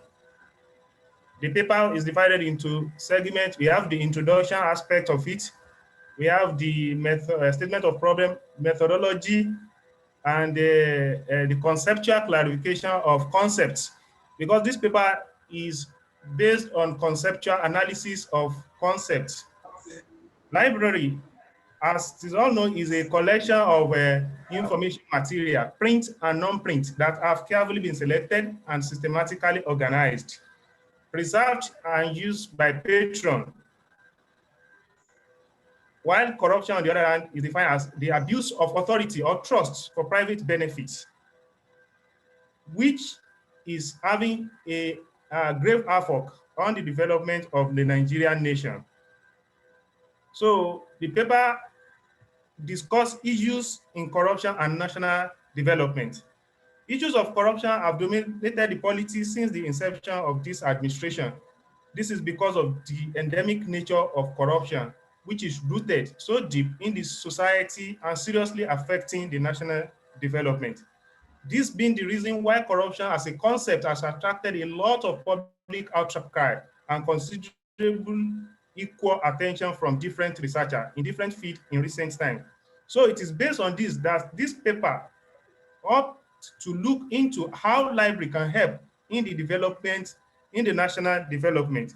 We'll try to look on corruption at the global level. We can see at the global level, despite the anti-corruption campaign that this administration is advocating recently, the level at which the rate at which corruption is growing in the nation cannot be emphasized. The report of Transparency International Agency revealed that Nigeria ranked 146 out of 180 countries, considered behind Botswana, which is 34, Rwanda, which is 51, among others. However, in 2017, Nigeria ranked 148, while it dropped to 144 in 2018. The 2019 corruption ranking indicated that Nigeria is the most populous black nation, which ranked around 148 compared to 144 among the Committee of Nations. So we look at how the library can help towards development of the nation. In this information age, where information is treated as an economic resources or as a catalyst for development and for making good decisions, library cannot be taken to the background as they are saddled with responsibility of giving out information free of charge for people to consult, for people to come and see what the government is doing with their money, because all the documents, all the information dwell back into the library after they might have been used in the public domain. So anybody who is looking at a way of developing the nation should look into the library to see the resources that can help them to understand how this corruption is being fought at the global stage, and what are the resources to be used to ensure national development, be it economical, socio-political, or any other form of information resources that can aid development, national development. What are the challenges that library is facing? We have poor funding. We have a poor reading culture among Nigerians. When books are acquired or information material acquired in the library, majority of Nigerians don't read. They don't even know, they don't even ask questions on what the information resources is, or what is applicable in various. Sabino, you have less than 2 minutes to round up with your presentation. So we have inadequate information resources as well as the problem. We have shortage of technology in the library, inadequate ICT. So we conclude that library as an institution is started with the responsibility of providing information to citizens. This will enhance societal way of thinking and make informed society. Library educate and provide information material in different formats for easy accessibility in varying degrees for clientele. This paper has shown that the impact of corruption on the national development and how the use of library can be used to fight the corruption in the society. We therefore recommend that library of all kinds should be adequately funded to ensure efficient and effective service delivery. Libraries are encouraged to formulate formidable and robust policy that will enhance effective and efficient service delivery to clientele. Such policy should be strictly implemented to benefit the library and the user community. We also recommend that libraries should support literacy program by not only providing the premise for adult literacy classes, but also relevant information resources that enhances literacy. Libraries' doors should be open to equitable. Thank you very much, sir. Thank you very much, sir. I will at this point hand you over to the Chairman Technical Session for possible comments, sir. Okay, thank you. Chairman Technical Session, they are up, sir.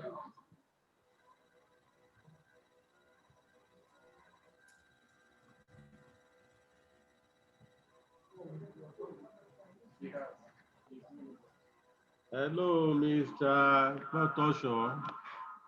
Good afternoon, sir. Mr. Bello, presenting. Bello Abbas. Okay, Mr. Bello Abbas, sorry about that. I'm Dr. Ajao. Yes, sir. Thank you for your presentation. It was well presented. And we still have some other things from the technicalities of the paper. But before that, what role should the library play in reducing corruption in Nigeria? What role? It is not properly stated. Library should educate people. Library should educate people, provide literacy education, advocacy, so as to enlighten people on the havoc that corruption could have on the national development, sir. Do you think that will work in Nigeria? Because I can go through your recommendation. I said it should be adequately funded. Corruption is about immorality. Yes, so whether they even the money being funded, the money on libraries, some people do they not have the moral right to take the money into their own? So how do the library come in to reduce corruption? To reduce it, you can't eradicate it, but you reduce it gradually to the BRS minimum.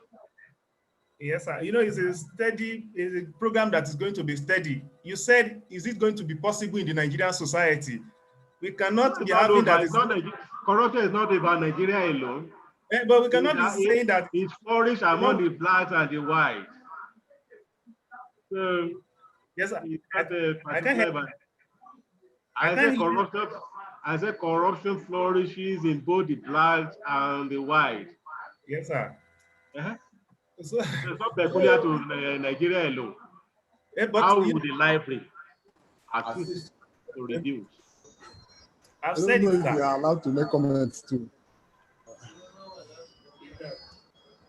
What is that? I can't hear you. No, you have not said anything. I've asked a question. You have not said it. How can the library assist in reducing corruption in Nigeria? I said library as an information center that is responsible to informing people and educating them. Corruption still fuel back to education. If people are educated, if advocacy is on ground for people to learn, for people to understand the havoc that corruption is having on our society, I think education will make people not to steal. What do you say, sir? Please, I want to make contribution. I want to make a to make Anyway, contribution. you can still put that one into your paper because I wanted to add to it. But let's go to the first page. Corruption. Your topic, corruption and national development. Your corruption should be corruption and national development, the role of libraries in the Nigerian society. And it has to be in the lower case. Your referencing is not good enough. You don't number your referencing. 1, 2, 3, 4, 5, like you have done. Okay? Okay, sir. Yes, sir. Please note those areas. Very good paper. Thank you very much. I wanted to make comment too, but you didn't allow me. Please let's end.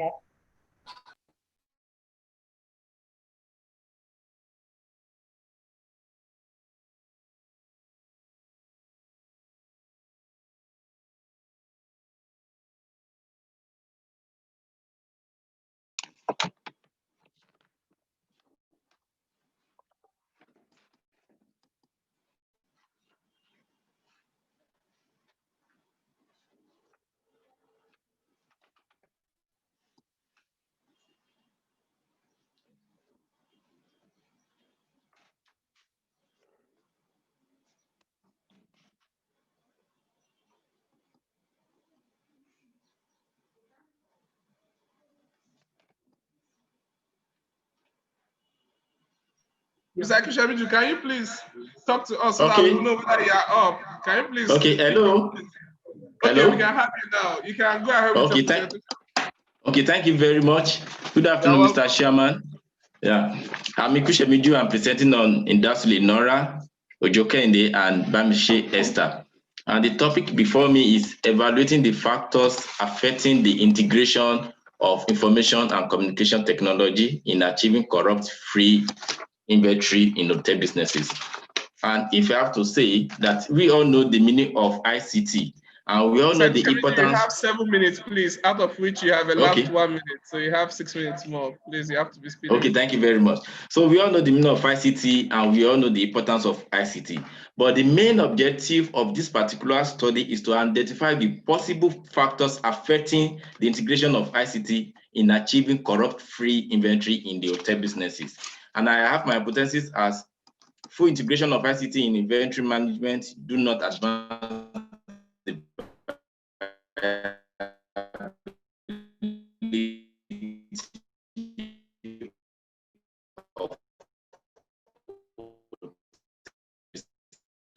and the discussion of IT.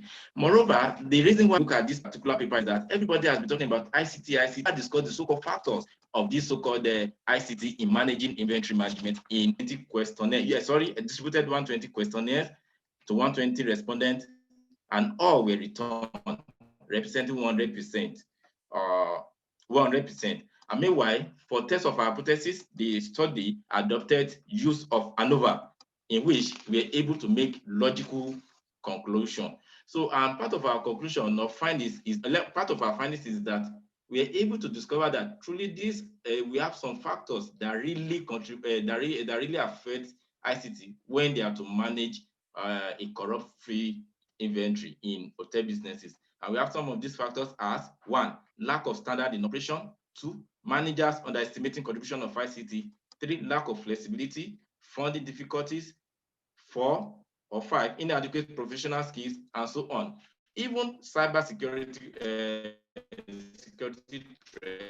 is one of the factors. So looking at all these factors, we discovered that people were so afraid to introduce ICT into their inventory management.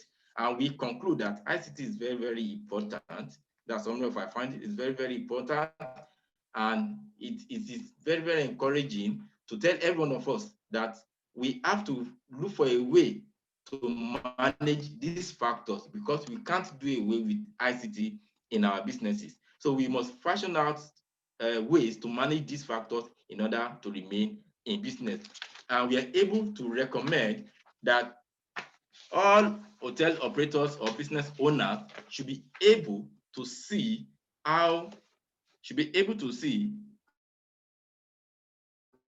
the benefit of And also, they should be courageous to transform their business from the usual way of doing business, usual way of managing inventory to the technological way of managing inventory. Thank you for listening. Thank you very much, Mr. Ikushemeju. You're actually the second person that will give me change from my time. Anybody that will give me change from my time will be commended. Thank you very much. I will hand you over to the new chairman. We have a new person to chair this part of the technical session, Mr. A.G. Salaudin.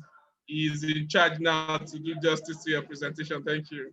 Let me put you up.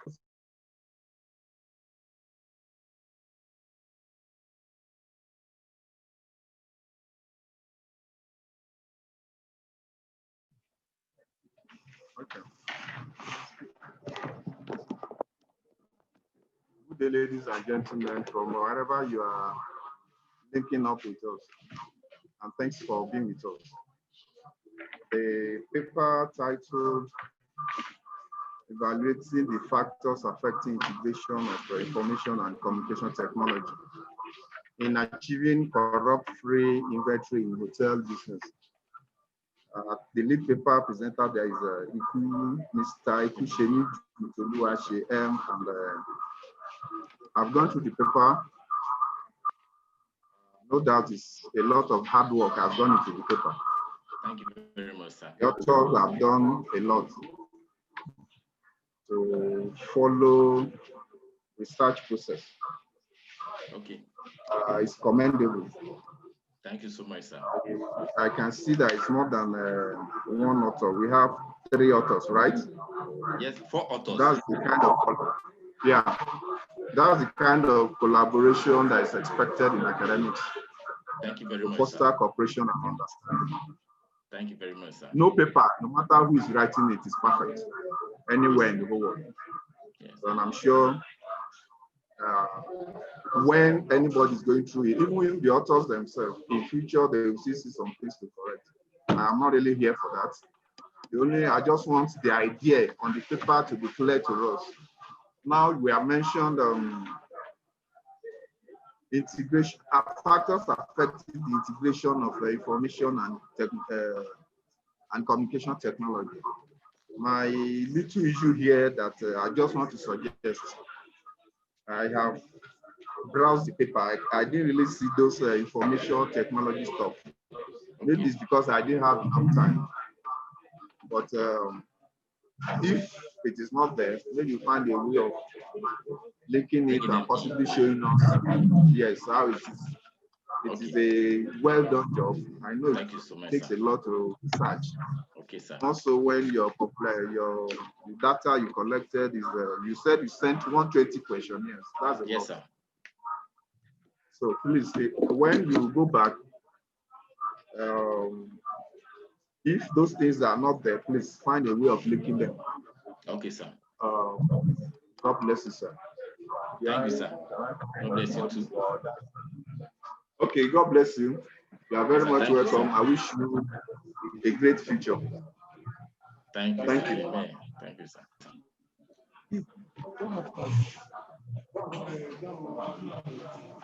Mr. Daramala, okay, Mrs. Daramala, I think you are up now. Okay, this is, okay, I can say Akikwe Lukolade. Okay. I can see Akikwe Lukolade here. Mrs. Daramala, you can unmute yourself. You can unmute yourself while you take your presentation, please. Yes, I've seen her. Okay, you're up now. You have 7 minutes. Please go ahead with your presentation. You have 7 minutes. Go ahead with your presentation. All protocol duly. We can hear you loud and clear. Continue. My name is Daramala Elizabeth. The title of my paper is Perception of Students on the Need for Computer Literacy and Competency in Secretarial Services. Abstract. This paper examines the perception of HND and ND students on the need for computer literacy and competency in secretarial services in Osun State Polytechnics. To effectively achieve this objective, a survey design was adopted to gather data for the study through the administration of questionnaires to respondents. Thus, from a population of 133 students of sectorial courses in the 2 selected polytechnics in Osun State considered for the study, orange students were sampled and used. Both descriptive and inferior statistics were used to achieve the objective of the paper. The result of the logic research obtained revealed that there was no significant differences in the perception of students on the need for computer literacy and competency in sectorial services. And it was concluded that the perception of students on computer literacy and competency in sectorial services were the same. It was recommended that the adequate computer knowledge was needed by the students. Introduction. In every organization, be it profit or non-profit oriented, as it may be small or large, corporate or minor organization, it is compulsory to have an office where sorts of HND and OND students in which they have passed through the study of sectorial service to achieve the aims and objectives of an organization. Literature review are divided into 3 parts: conceptual, theoretical, and empirical reviews. The concepts of sectorial services. This is Daramola. Please talk to your paper. You have less than 2 minutes more. Please talk to your paper, please. You have less Sectorial than services are various services undertaken by the confidential sector. The role of sectorial is a great least responsible by the rise of the shoulder. Duty is the sector deals with incoming and outgoing mates, while outgoing may mirror organization. Higher national delivery and ND are vocational courses in studies of the same. Why the methodology are the populations of the students, HND and ND of Osun State Polytechnic, where 133 HND are sampled, 100 were of total population were selected. Table 4.1 revealed that there was need for computer literacy and knowledge among sectorial students. Table 2.2 revealed that competency in sectorial was in the ability of sector to apply appropriate skill. Table 4.3 revealed that perception of students on the need for computer literacy might facilitate increasing interest. Conclusion and recommendation. Aderonke 27 says that sectorial sector has gone beyond manual filing. Government must ensure that polytechnic teaching sectorial courses. Thank you.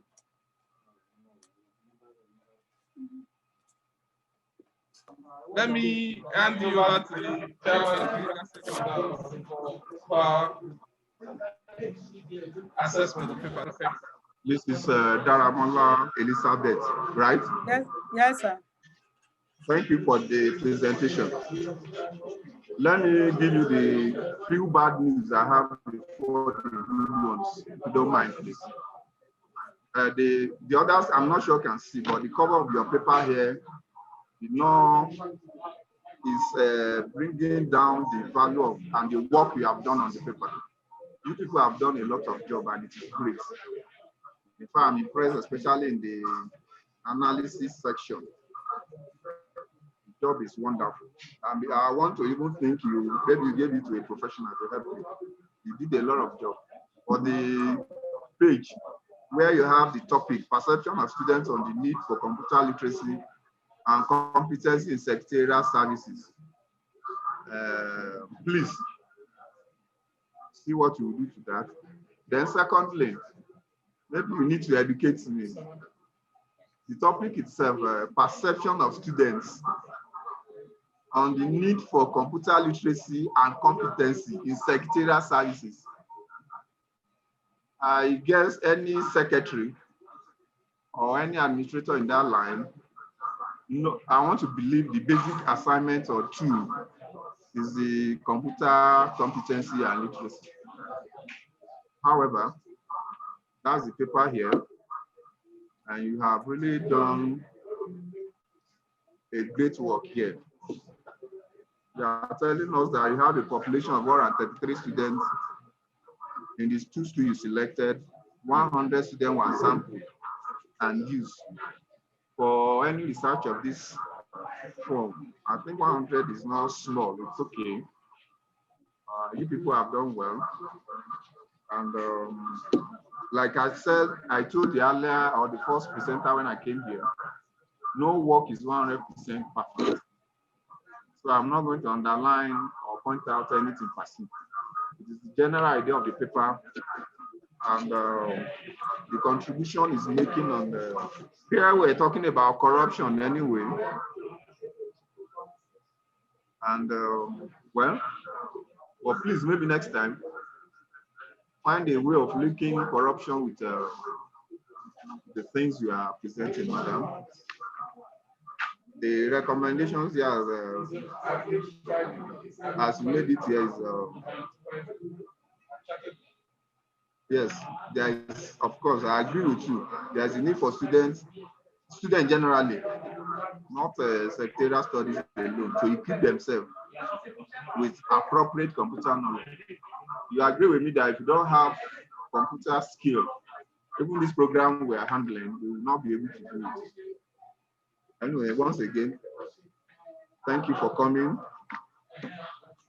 and thank you for doing works that we can align with. I wish you well in your future endeavor. Thank you, sir.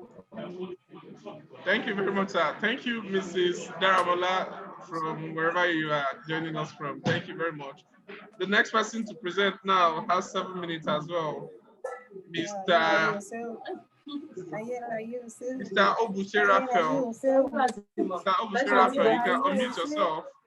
You have the floor now, Mr. Obuse Raphael. You have the floor now. Mr. Raphael. Mr. Raphael. Obuse Raphael is on the floor now. Thank you. You have 7 minutes. You can go ahead and make your presentation. Okay. You have 7 minutes. Thank you. Okay. Okay, sir. The title of my paper is Corruption and National Security: The Forces Against the Developmental Process of Nigeria. Of course, corruption and insecurity are topical issues in today's in Nigeria today. And of course, when you look at the economy of this nation, you'll find out that these two faces of a coin has really affected the developmental process of Nigeria. And that is why we decided to put up a paper on this in this perspective. The paper adopted historical descriptive approach and apply mainly the secondary source of data. And at the end, the paper discovered that corruption and insecurity in the system stimulates the political, social, religious, and economic crisis bedeviling the nation today. Also, the paper went further to as well provide some conceptual discussion, otherwise a literature review, to properly explain the details of corruption and also the details of insecurity in Nigeria. The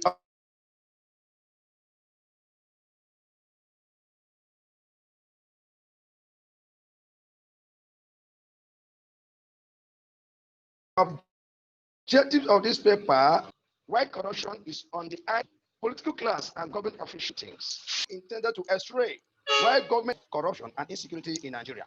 The paper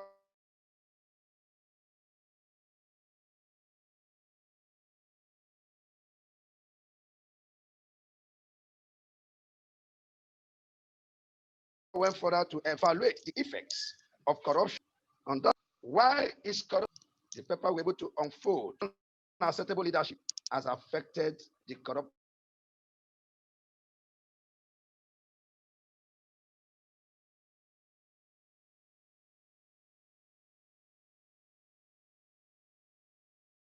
tendencies in this country. Affected corruption as political offices as a primary means of gaining access to wealth is also one of the Raphael, you have less than 2 minutes. Please try to summarize your presentation. Thank you.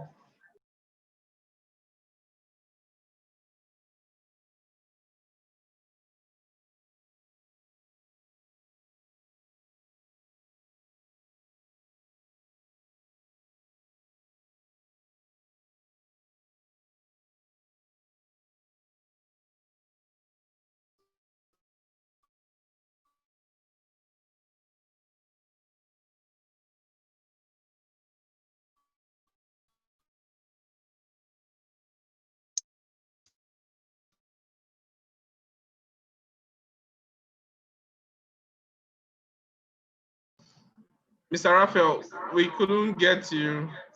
I think we lost him totally. I think we lost him. Alaji Bamiji, I just want to see your face.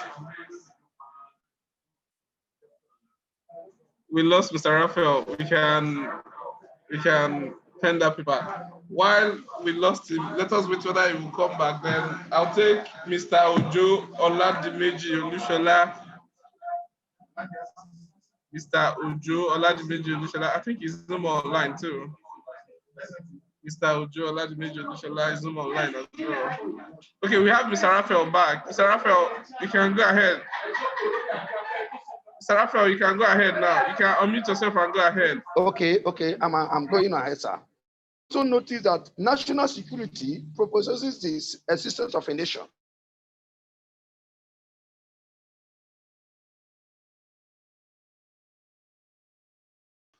With shared consciousness as people who have agreed to live and work together. Security is not the exclusive preservation or duty of the son of everyone. This means that as well as a security operative. So by the time this is put in mind, all these problems of security and corruption can be reduced. But what are the forms of security challenges that Nigeria is facing today? Of course, the Niger Delta crisis is one of them. Kidnapping in the southeast zone of Nigeria is one of them. The Jos crisis is also one of them. The Boko Haram terrorist insurgency is also one of them. The Eza Kaze is also one of the current security challenges that we are faced in this country. Crisis by the Fulani herdsmen. Every local government or every part of this nation, the Fulani herdsmen are terrorizing. Why is this like that? Because the root cause of this is corruption. Government failed to provide the necessary or basic amenities that would have arrested this situation. And that is why insecurity becomes the order of the day. Also, this study anchored on the following theories: the frustration aggression theory, the humanist theory, and the prebendal theory. Now, the humanist theory, which was propounded by Abraham Maslow, intends to tell us that once needs are not met, of course, it can push one into crisis. The paper this paper is anchored on this humanist theory, in that unsatisfied needs among groups can lead to chaos and then frustration, which invariably leads to aggression, just like what Raphael, you can please summarize. You can summarize your presentation, please. Thank you. Okay. In summary, the methodology adopted, as I earlier mentioned, is historical descriptive method of inquiry was adopted. The paper concludes that developmental process of the country cannot be possible in a corrupt and violent terrain, and no business can strive and make profit amidst corruption, amidst corrupt and insecure environment. Corruption and insecurity has affected the development process of Nigeria, paints the bad image of the country in the global society. The paper therefore recommends the following. 1, any meaningful development should be human-centered. This means that development has to be designed to capture what the people themselves perceive. Government should take the fight against corruption as its priority and should not be carried out in lip service, but should be backed with political will. Government at all levels should provide the basic needs of life, infrastructural facilities, and employment. The Nigerian government should form Ministry for Security and Violence Control. Proactive measures, integrated surveillance operations, and development of highly trained security operatives should be adopted by the government. Also, all forms of insurgents and terrorist groups should be proscribed by the law. And more importantly, the Nigerian government should build strong, viable institutions that can proactively respond to corruption. Thank you very much, sir. Thank you, sir. Thank you very much. Thank you. Okay. I will hand you over to the chairman technical session now to do justice to your presentation from his end. Thank you very much. Mr. Raphael, thank you for your presentation. The collaboration on this work is impressive. Why? Because we have Mr. Abuse Raphael from Purchasing and Supply, Naked Day. authoring this work with Dr. Philomena Omodafe from Marketing Department of Washi. That is from two sister institutions. You can unmute yourself so that you can hear from him and respond appropriately. Are you hearing me? I'm getting you, sir. All right, thank you very much. The work is hearing you, sir. God bless you, sir. Secondly, I don't know where you are. The person you are using your phone, right? Yes, sir. Yes, sir. Oh, okay. Yes, sir. Maybe that is why it was not stable when you were presenting. I understand now. The work is okay. And like I said, I encourage and appreciate cross-institution collaboration like this. It enriches the work we want to do anytime. Please continue with that. The topic, corruption and national security. The forces against the developmental process of Nigeria, which presupposes that corruption, as it is touching national security, then why we are not having developmental process in Nigeria. I would just suggest two things, please. There are so many data, primary, secondary, on the corruption and its effects in Nigeria generally. So this paper, I would believe it will have been better if you have come up with some data, some information as to this is the corruption itself, this is the effects, and this is what we are having. Maybe, for example, if we can talk of money voted, me and you will recall when Madam President was shouting that despite all the money voted, there was no drug in the national hospital. I hope you understand.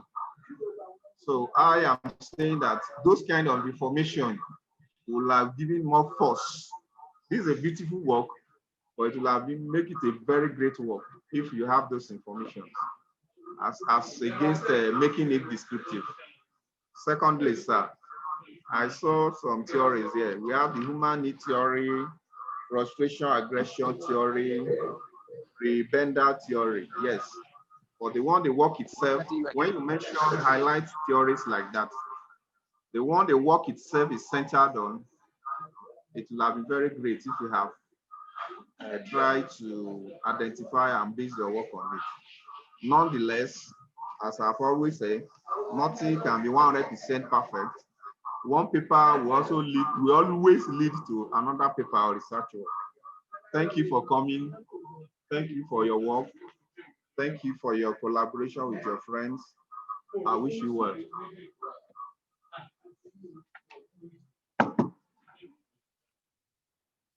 Any comments?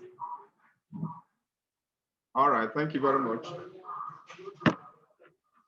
From the audience, is there any comment from the audience, please? If we don't have any comments from the audience, we can take Mr. Buhari GI. Mr. Buhari GI. Mr. Buhari GI, you can unmute yourself and present your paper, please. You can unmute yourself and present your paper.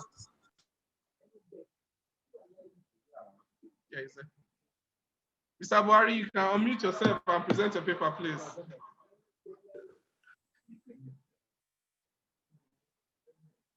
He hasn't unmuted. He has not unmuted. Okay, we can have you now. We'll be glad if we can have your video as well. He has muted himself back. Okay. Okay, you're up now. You have 7 minutes, sir. You can go ahead and make your presentation. Thank you. Okay.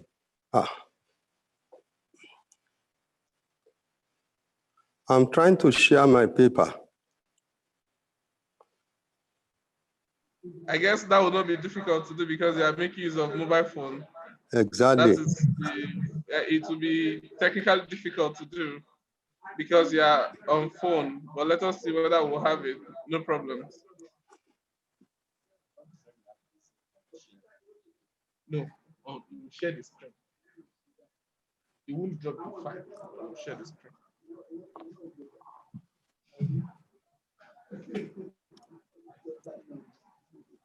Okay.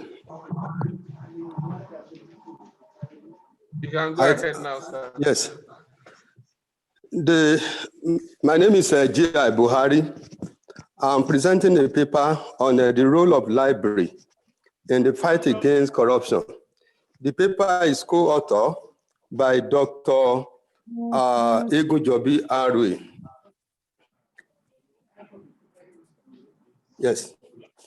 Corruption is a universal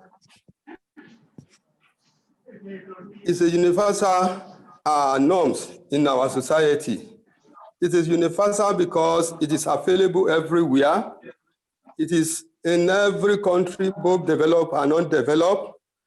It is within every community, public and private. Because despite the universality of corruption, corruption has no uniform definition.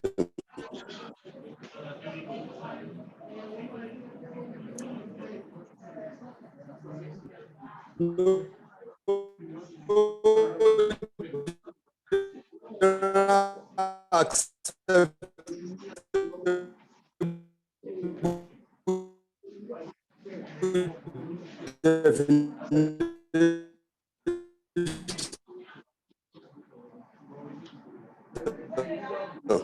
and I can't see 90. Particularly interesting about this definition is that the author has been able to establish the conditions necessary for corruption to have taken place. And this is based on the principle of arm's length.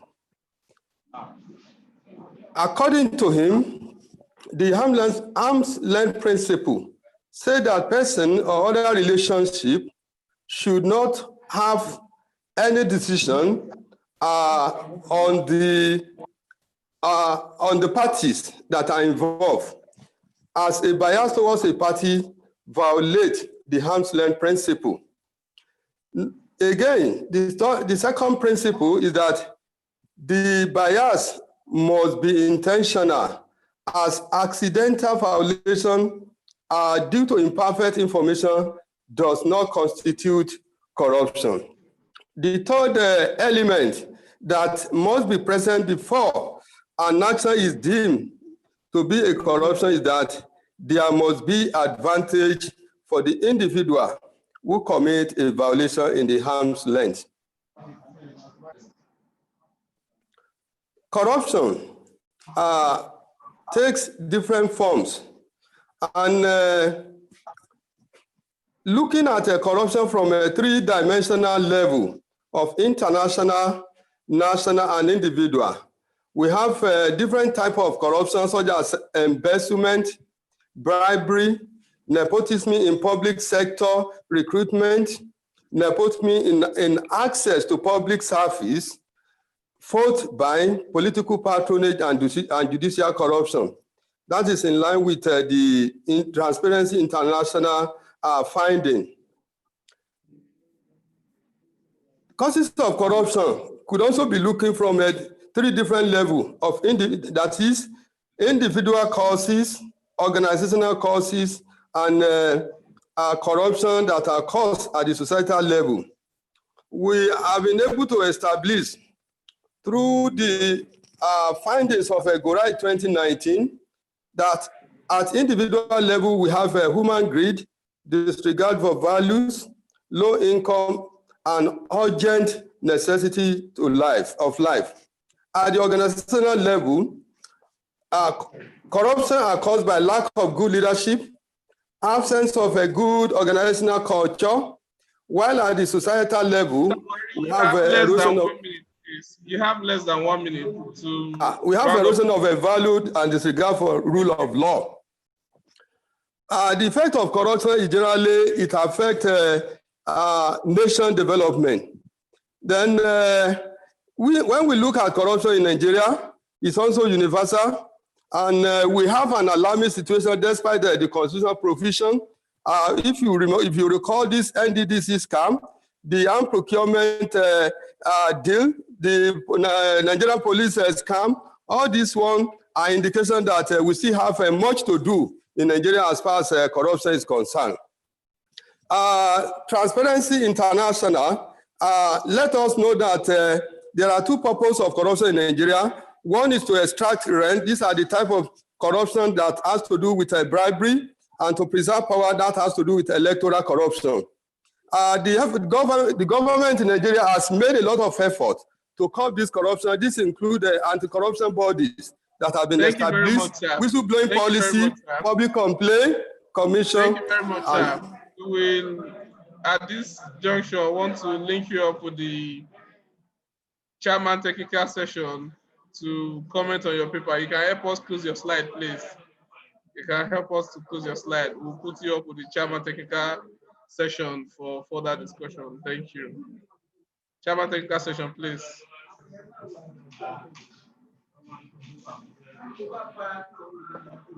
Mr. Doctor in view, Buhari GI, I want to try as much as possible to try to be, not to be biased, because we are lucky to have two eminent personalities collaborating together on this paper. Please, Mr. Buhari, you can assist us to disable your shared screen, please. Mr. Buhari is a senior person from library, and the second person, thank you, sir, if I'm not wrong, is the Polytechnic librarian from Federal Polytechnic here. When we have eminent people, everybody is eminent. Very eminent personality for joining us. I don't have much to say.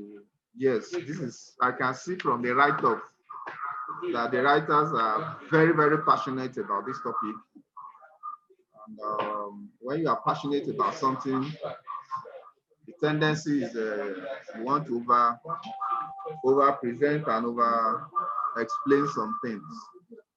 But then again, if at my level I can raise anything, I will suggest, sir, that in Nigeria alone, we have more than enough incidences of corruption that have been documented in the past. And this one, the role of libraries in the fight against corruption. The only thing I want to underline is that, please, next time, let's make this work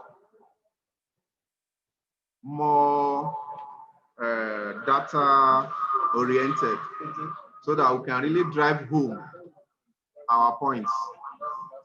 And then those results will really show why we are so passionate, and all of us is very angry that our second nature seems to be corruption in this country.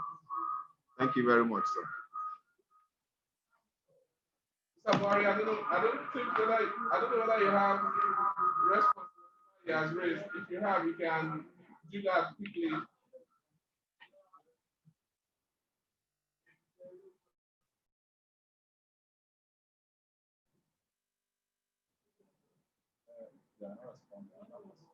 Mr. Buhari, if there's no response, we'll pick another person. You can unmute yourself. You can unmute yourself so that we can hear you. Hello, can you hear me now? I can hear you now. Yes, clearly. Yeah, the point I'm trying to say is that I appreciate the direction that the chairman of the session is trying to point out. But my belief is that you have a different direction when you are carrying out a report of this nature. Actually, it's not an empirical report, but basically an article. So because being an article, it's not necessarily important that we must base our findings on a figure as such. And apart from that, there's even a little figure in terms of the performance of the country on its desire to check the corruption in the country. As you can see from the Transparency International that has placed Nigeria above what it used to be in the last 2 years. So to call the whole thing short, we appreciate the direction he has trying to point us to, but we take note of that in the next effort to contribute to the issue of contribution in Nigeria. Thank you very much. Sir. Thank you very much. Thank you, sir. The next person that I'll call to present is Mr. Ojo Oladimeji Olushola. You didn't put it here. Dr. Ojo, I'm sorry. Dr. Ojo Oladimeji Olushola. This is, you should have put it in front of your name. It is important. This is an academic environment. It's important you put your academic qualification, not even a PhD. If you cannot use a doctor, you can use the word PhD in front so that we will not underqualified you while pronouncing your name. Thank you, sir. Why you are overqualified? Thank you very much, sir. You can unmute yourself now and take your presentation. Oh, yeah, thank you, sir.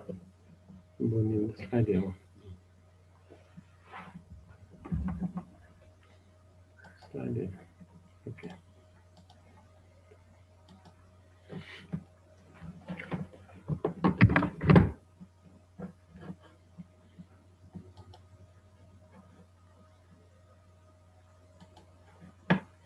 Can you hear me, sir? I can hear you, and we can hear you, please. You can give us a slideshow. Thank you. Thank you for the slideshow. The slide is on, sir. Yes, I've seen it. Thank you, okay. sir. Thank you very much, sir. The title of my research is Assessing Regional Impact of Ogun River Basin Development Authority in Ogun State.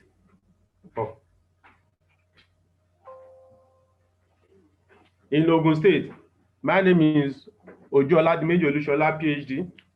And from introduction, I would like to start from the presence of Ogun State River Basin Authority in Ogun State. And this authority is in a selected area in geopolitical zone area of Ogun State. And also, the main aim of the government bringing this River Basin Authority for food production in the country, and also to look at the challenges facing by food scarcity in Nigeria. And from this, what problem of the statement, development of rural area has been contributed, development of rural area also is just have been contributed to alleviate socio-economic problem in rural areas, and creating farming foundation also to help the larger population of the Nigeria. And looking at this, also the part of it is that the major issue on agricultural development in operation areas is regarded as qualitative technique employed, and the experienced adequate provision of growth.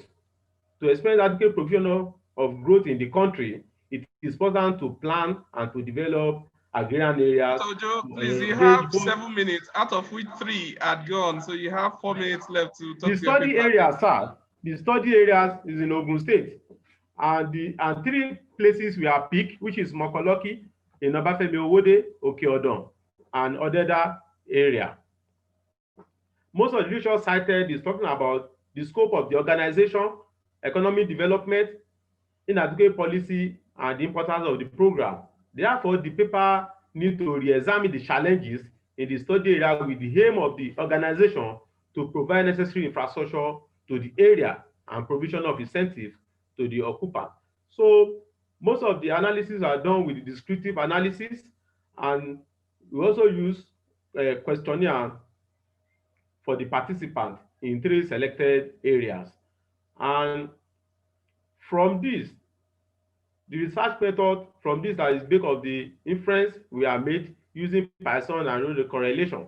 And from data presentation and result display, there is also a variables concerning socioeconomic respondent, talking about the educational background, occupation, trading, so on and so forth.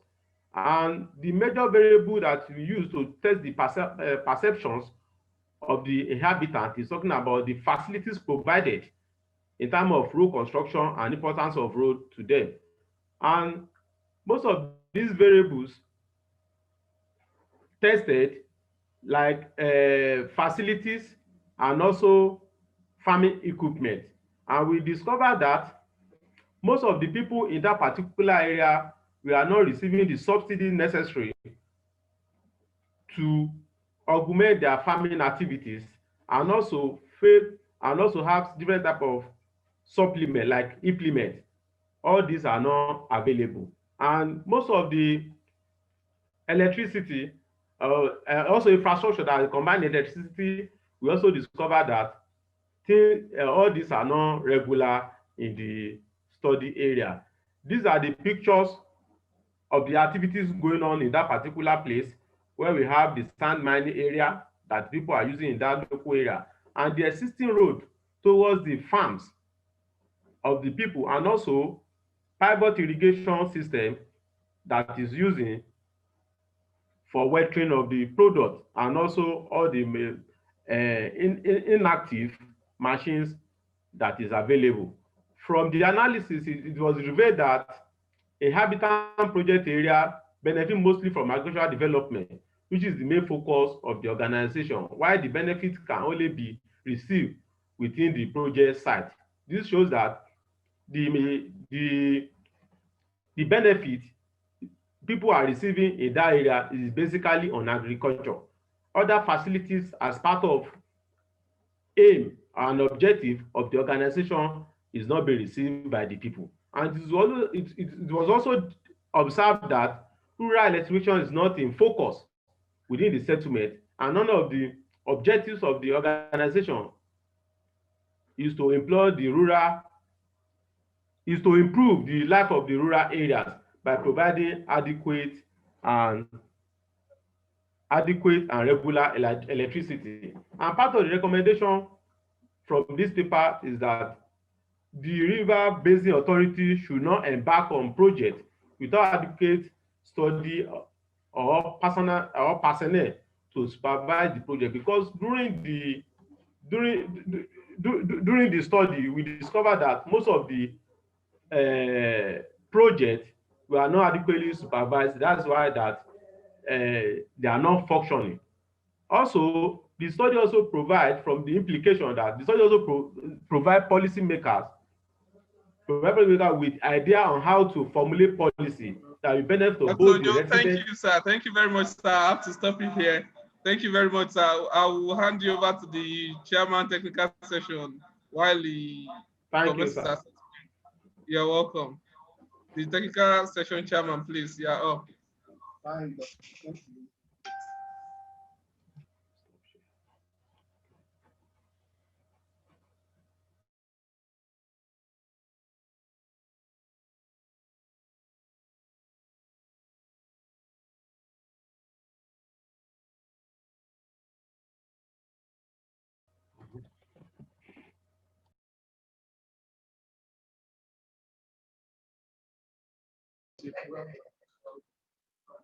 Presentation. I was trying to tell you that your boy is here from OTM in Ilaro. He's the MC guy here, and he's been dancing around, representing you people very well. Anyway, that's on a lighter note. Doctor, you are welcome, and thank you for this work, assessing the regional impact of Ogun River Basin Development Authority in Ogun State. Having gone through the paper, you have demonstrated your certificates, sir, with all due respect. I can see that a lot of work has gone into it. But I want to plead. Can you hear me, sir? Dr. Ojo, can you hear me, sir? I want to plead that please find a means of collaborating with somebody either within your school or outside. It only adds flavor and more authority to the work. Brings a better understanding among the academic community. Good job. No doubt we can see that you are putting so much. You are very much welcome, and hope to see you again next year. Thank you very much. Yeah, I'll take comments from Mr. Motaju from Glasgow, Scotland. Samatajo, you are on, please. Comment on the paper, please. Samatajo, you are on. Thank you very much. I'm happy to Yes, have the opportunity to comment. See your video, please. I'm sorry, I'm not in a place where I can show demand, video. I'm sorry. To see your video, please. I'm sorry. That's my popular demand. I am sorry, my location does not allow me to show my video, please. Let me quickly make my comments, please. Can I go ahead? Thank you. I want to say that, Mr. Chairman, thank you for your time and the good commendation you have given. I have listened to a number of presentations today, and I think there's still something we need to address in our presentations. The point is this: when you have a 7-minute presentation, you don't go over your paper. We want to learn from you. If you were in the opening session, the keynote speaker, the speakers mentioned that we want to learn from Nigerian authors and researchers. What can we do about the problem? All the things that we have highlighted by, since we have been listening, there are things that we have always heard people say about corruption. What we want to do is to find solutions from this conference. Hopefully, just one solution, just one solution will be taken from here, and hopefully we may be able to speak somebody who will listen. So I think people should just come to us with what they found out as the problem and what they think we can do about it. We will find the evidence of corruption in the literature and everywhere else, but please let people continue to come up straight away with what they found out and what we can learn from that. Thank you very much for the opportunity. Thank you so very much. Thank you for your contribution. Yes. Thank you very much, Dr. Ojo. I can see Paul on your background. My regards to everybody from my alma mater, which happens to be Federal Polytechnic Ilaro. My regards to everybody. Thank you very much. I have some problem with the internet, that's why. We hope you will join us on our technical session tomorrow. Yes, sir. Yes, sir. I have problem with it. That's why Paul is assisting me, sir. I'm very sorry. No problem, sir. No problem, sir. Thank you, sir. It is on this note, I think every one of us now can unmute ourselves. We can unmute ourselves and enjoy. We can unmute ourselves and enjoy some chatting together. Let us rub minds together before we will call this technical session. Thank you very much. The session is, we thank God for everything. Thank you, Dr. Alebi Yakata, thank you.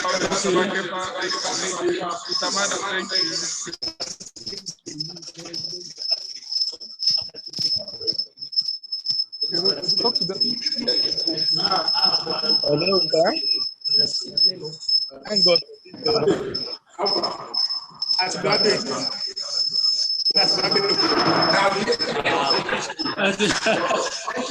Talk to them about their certificate. Talk to them about their certificate.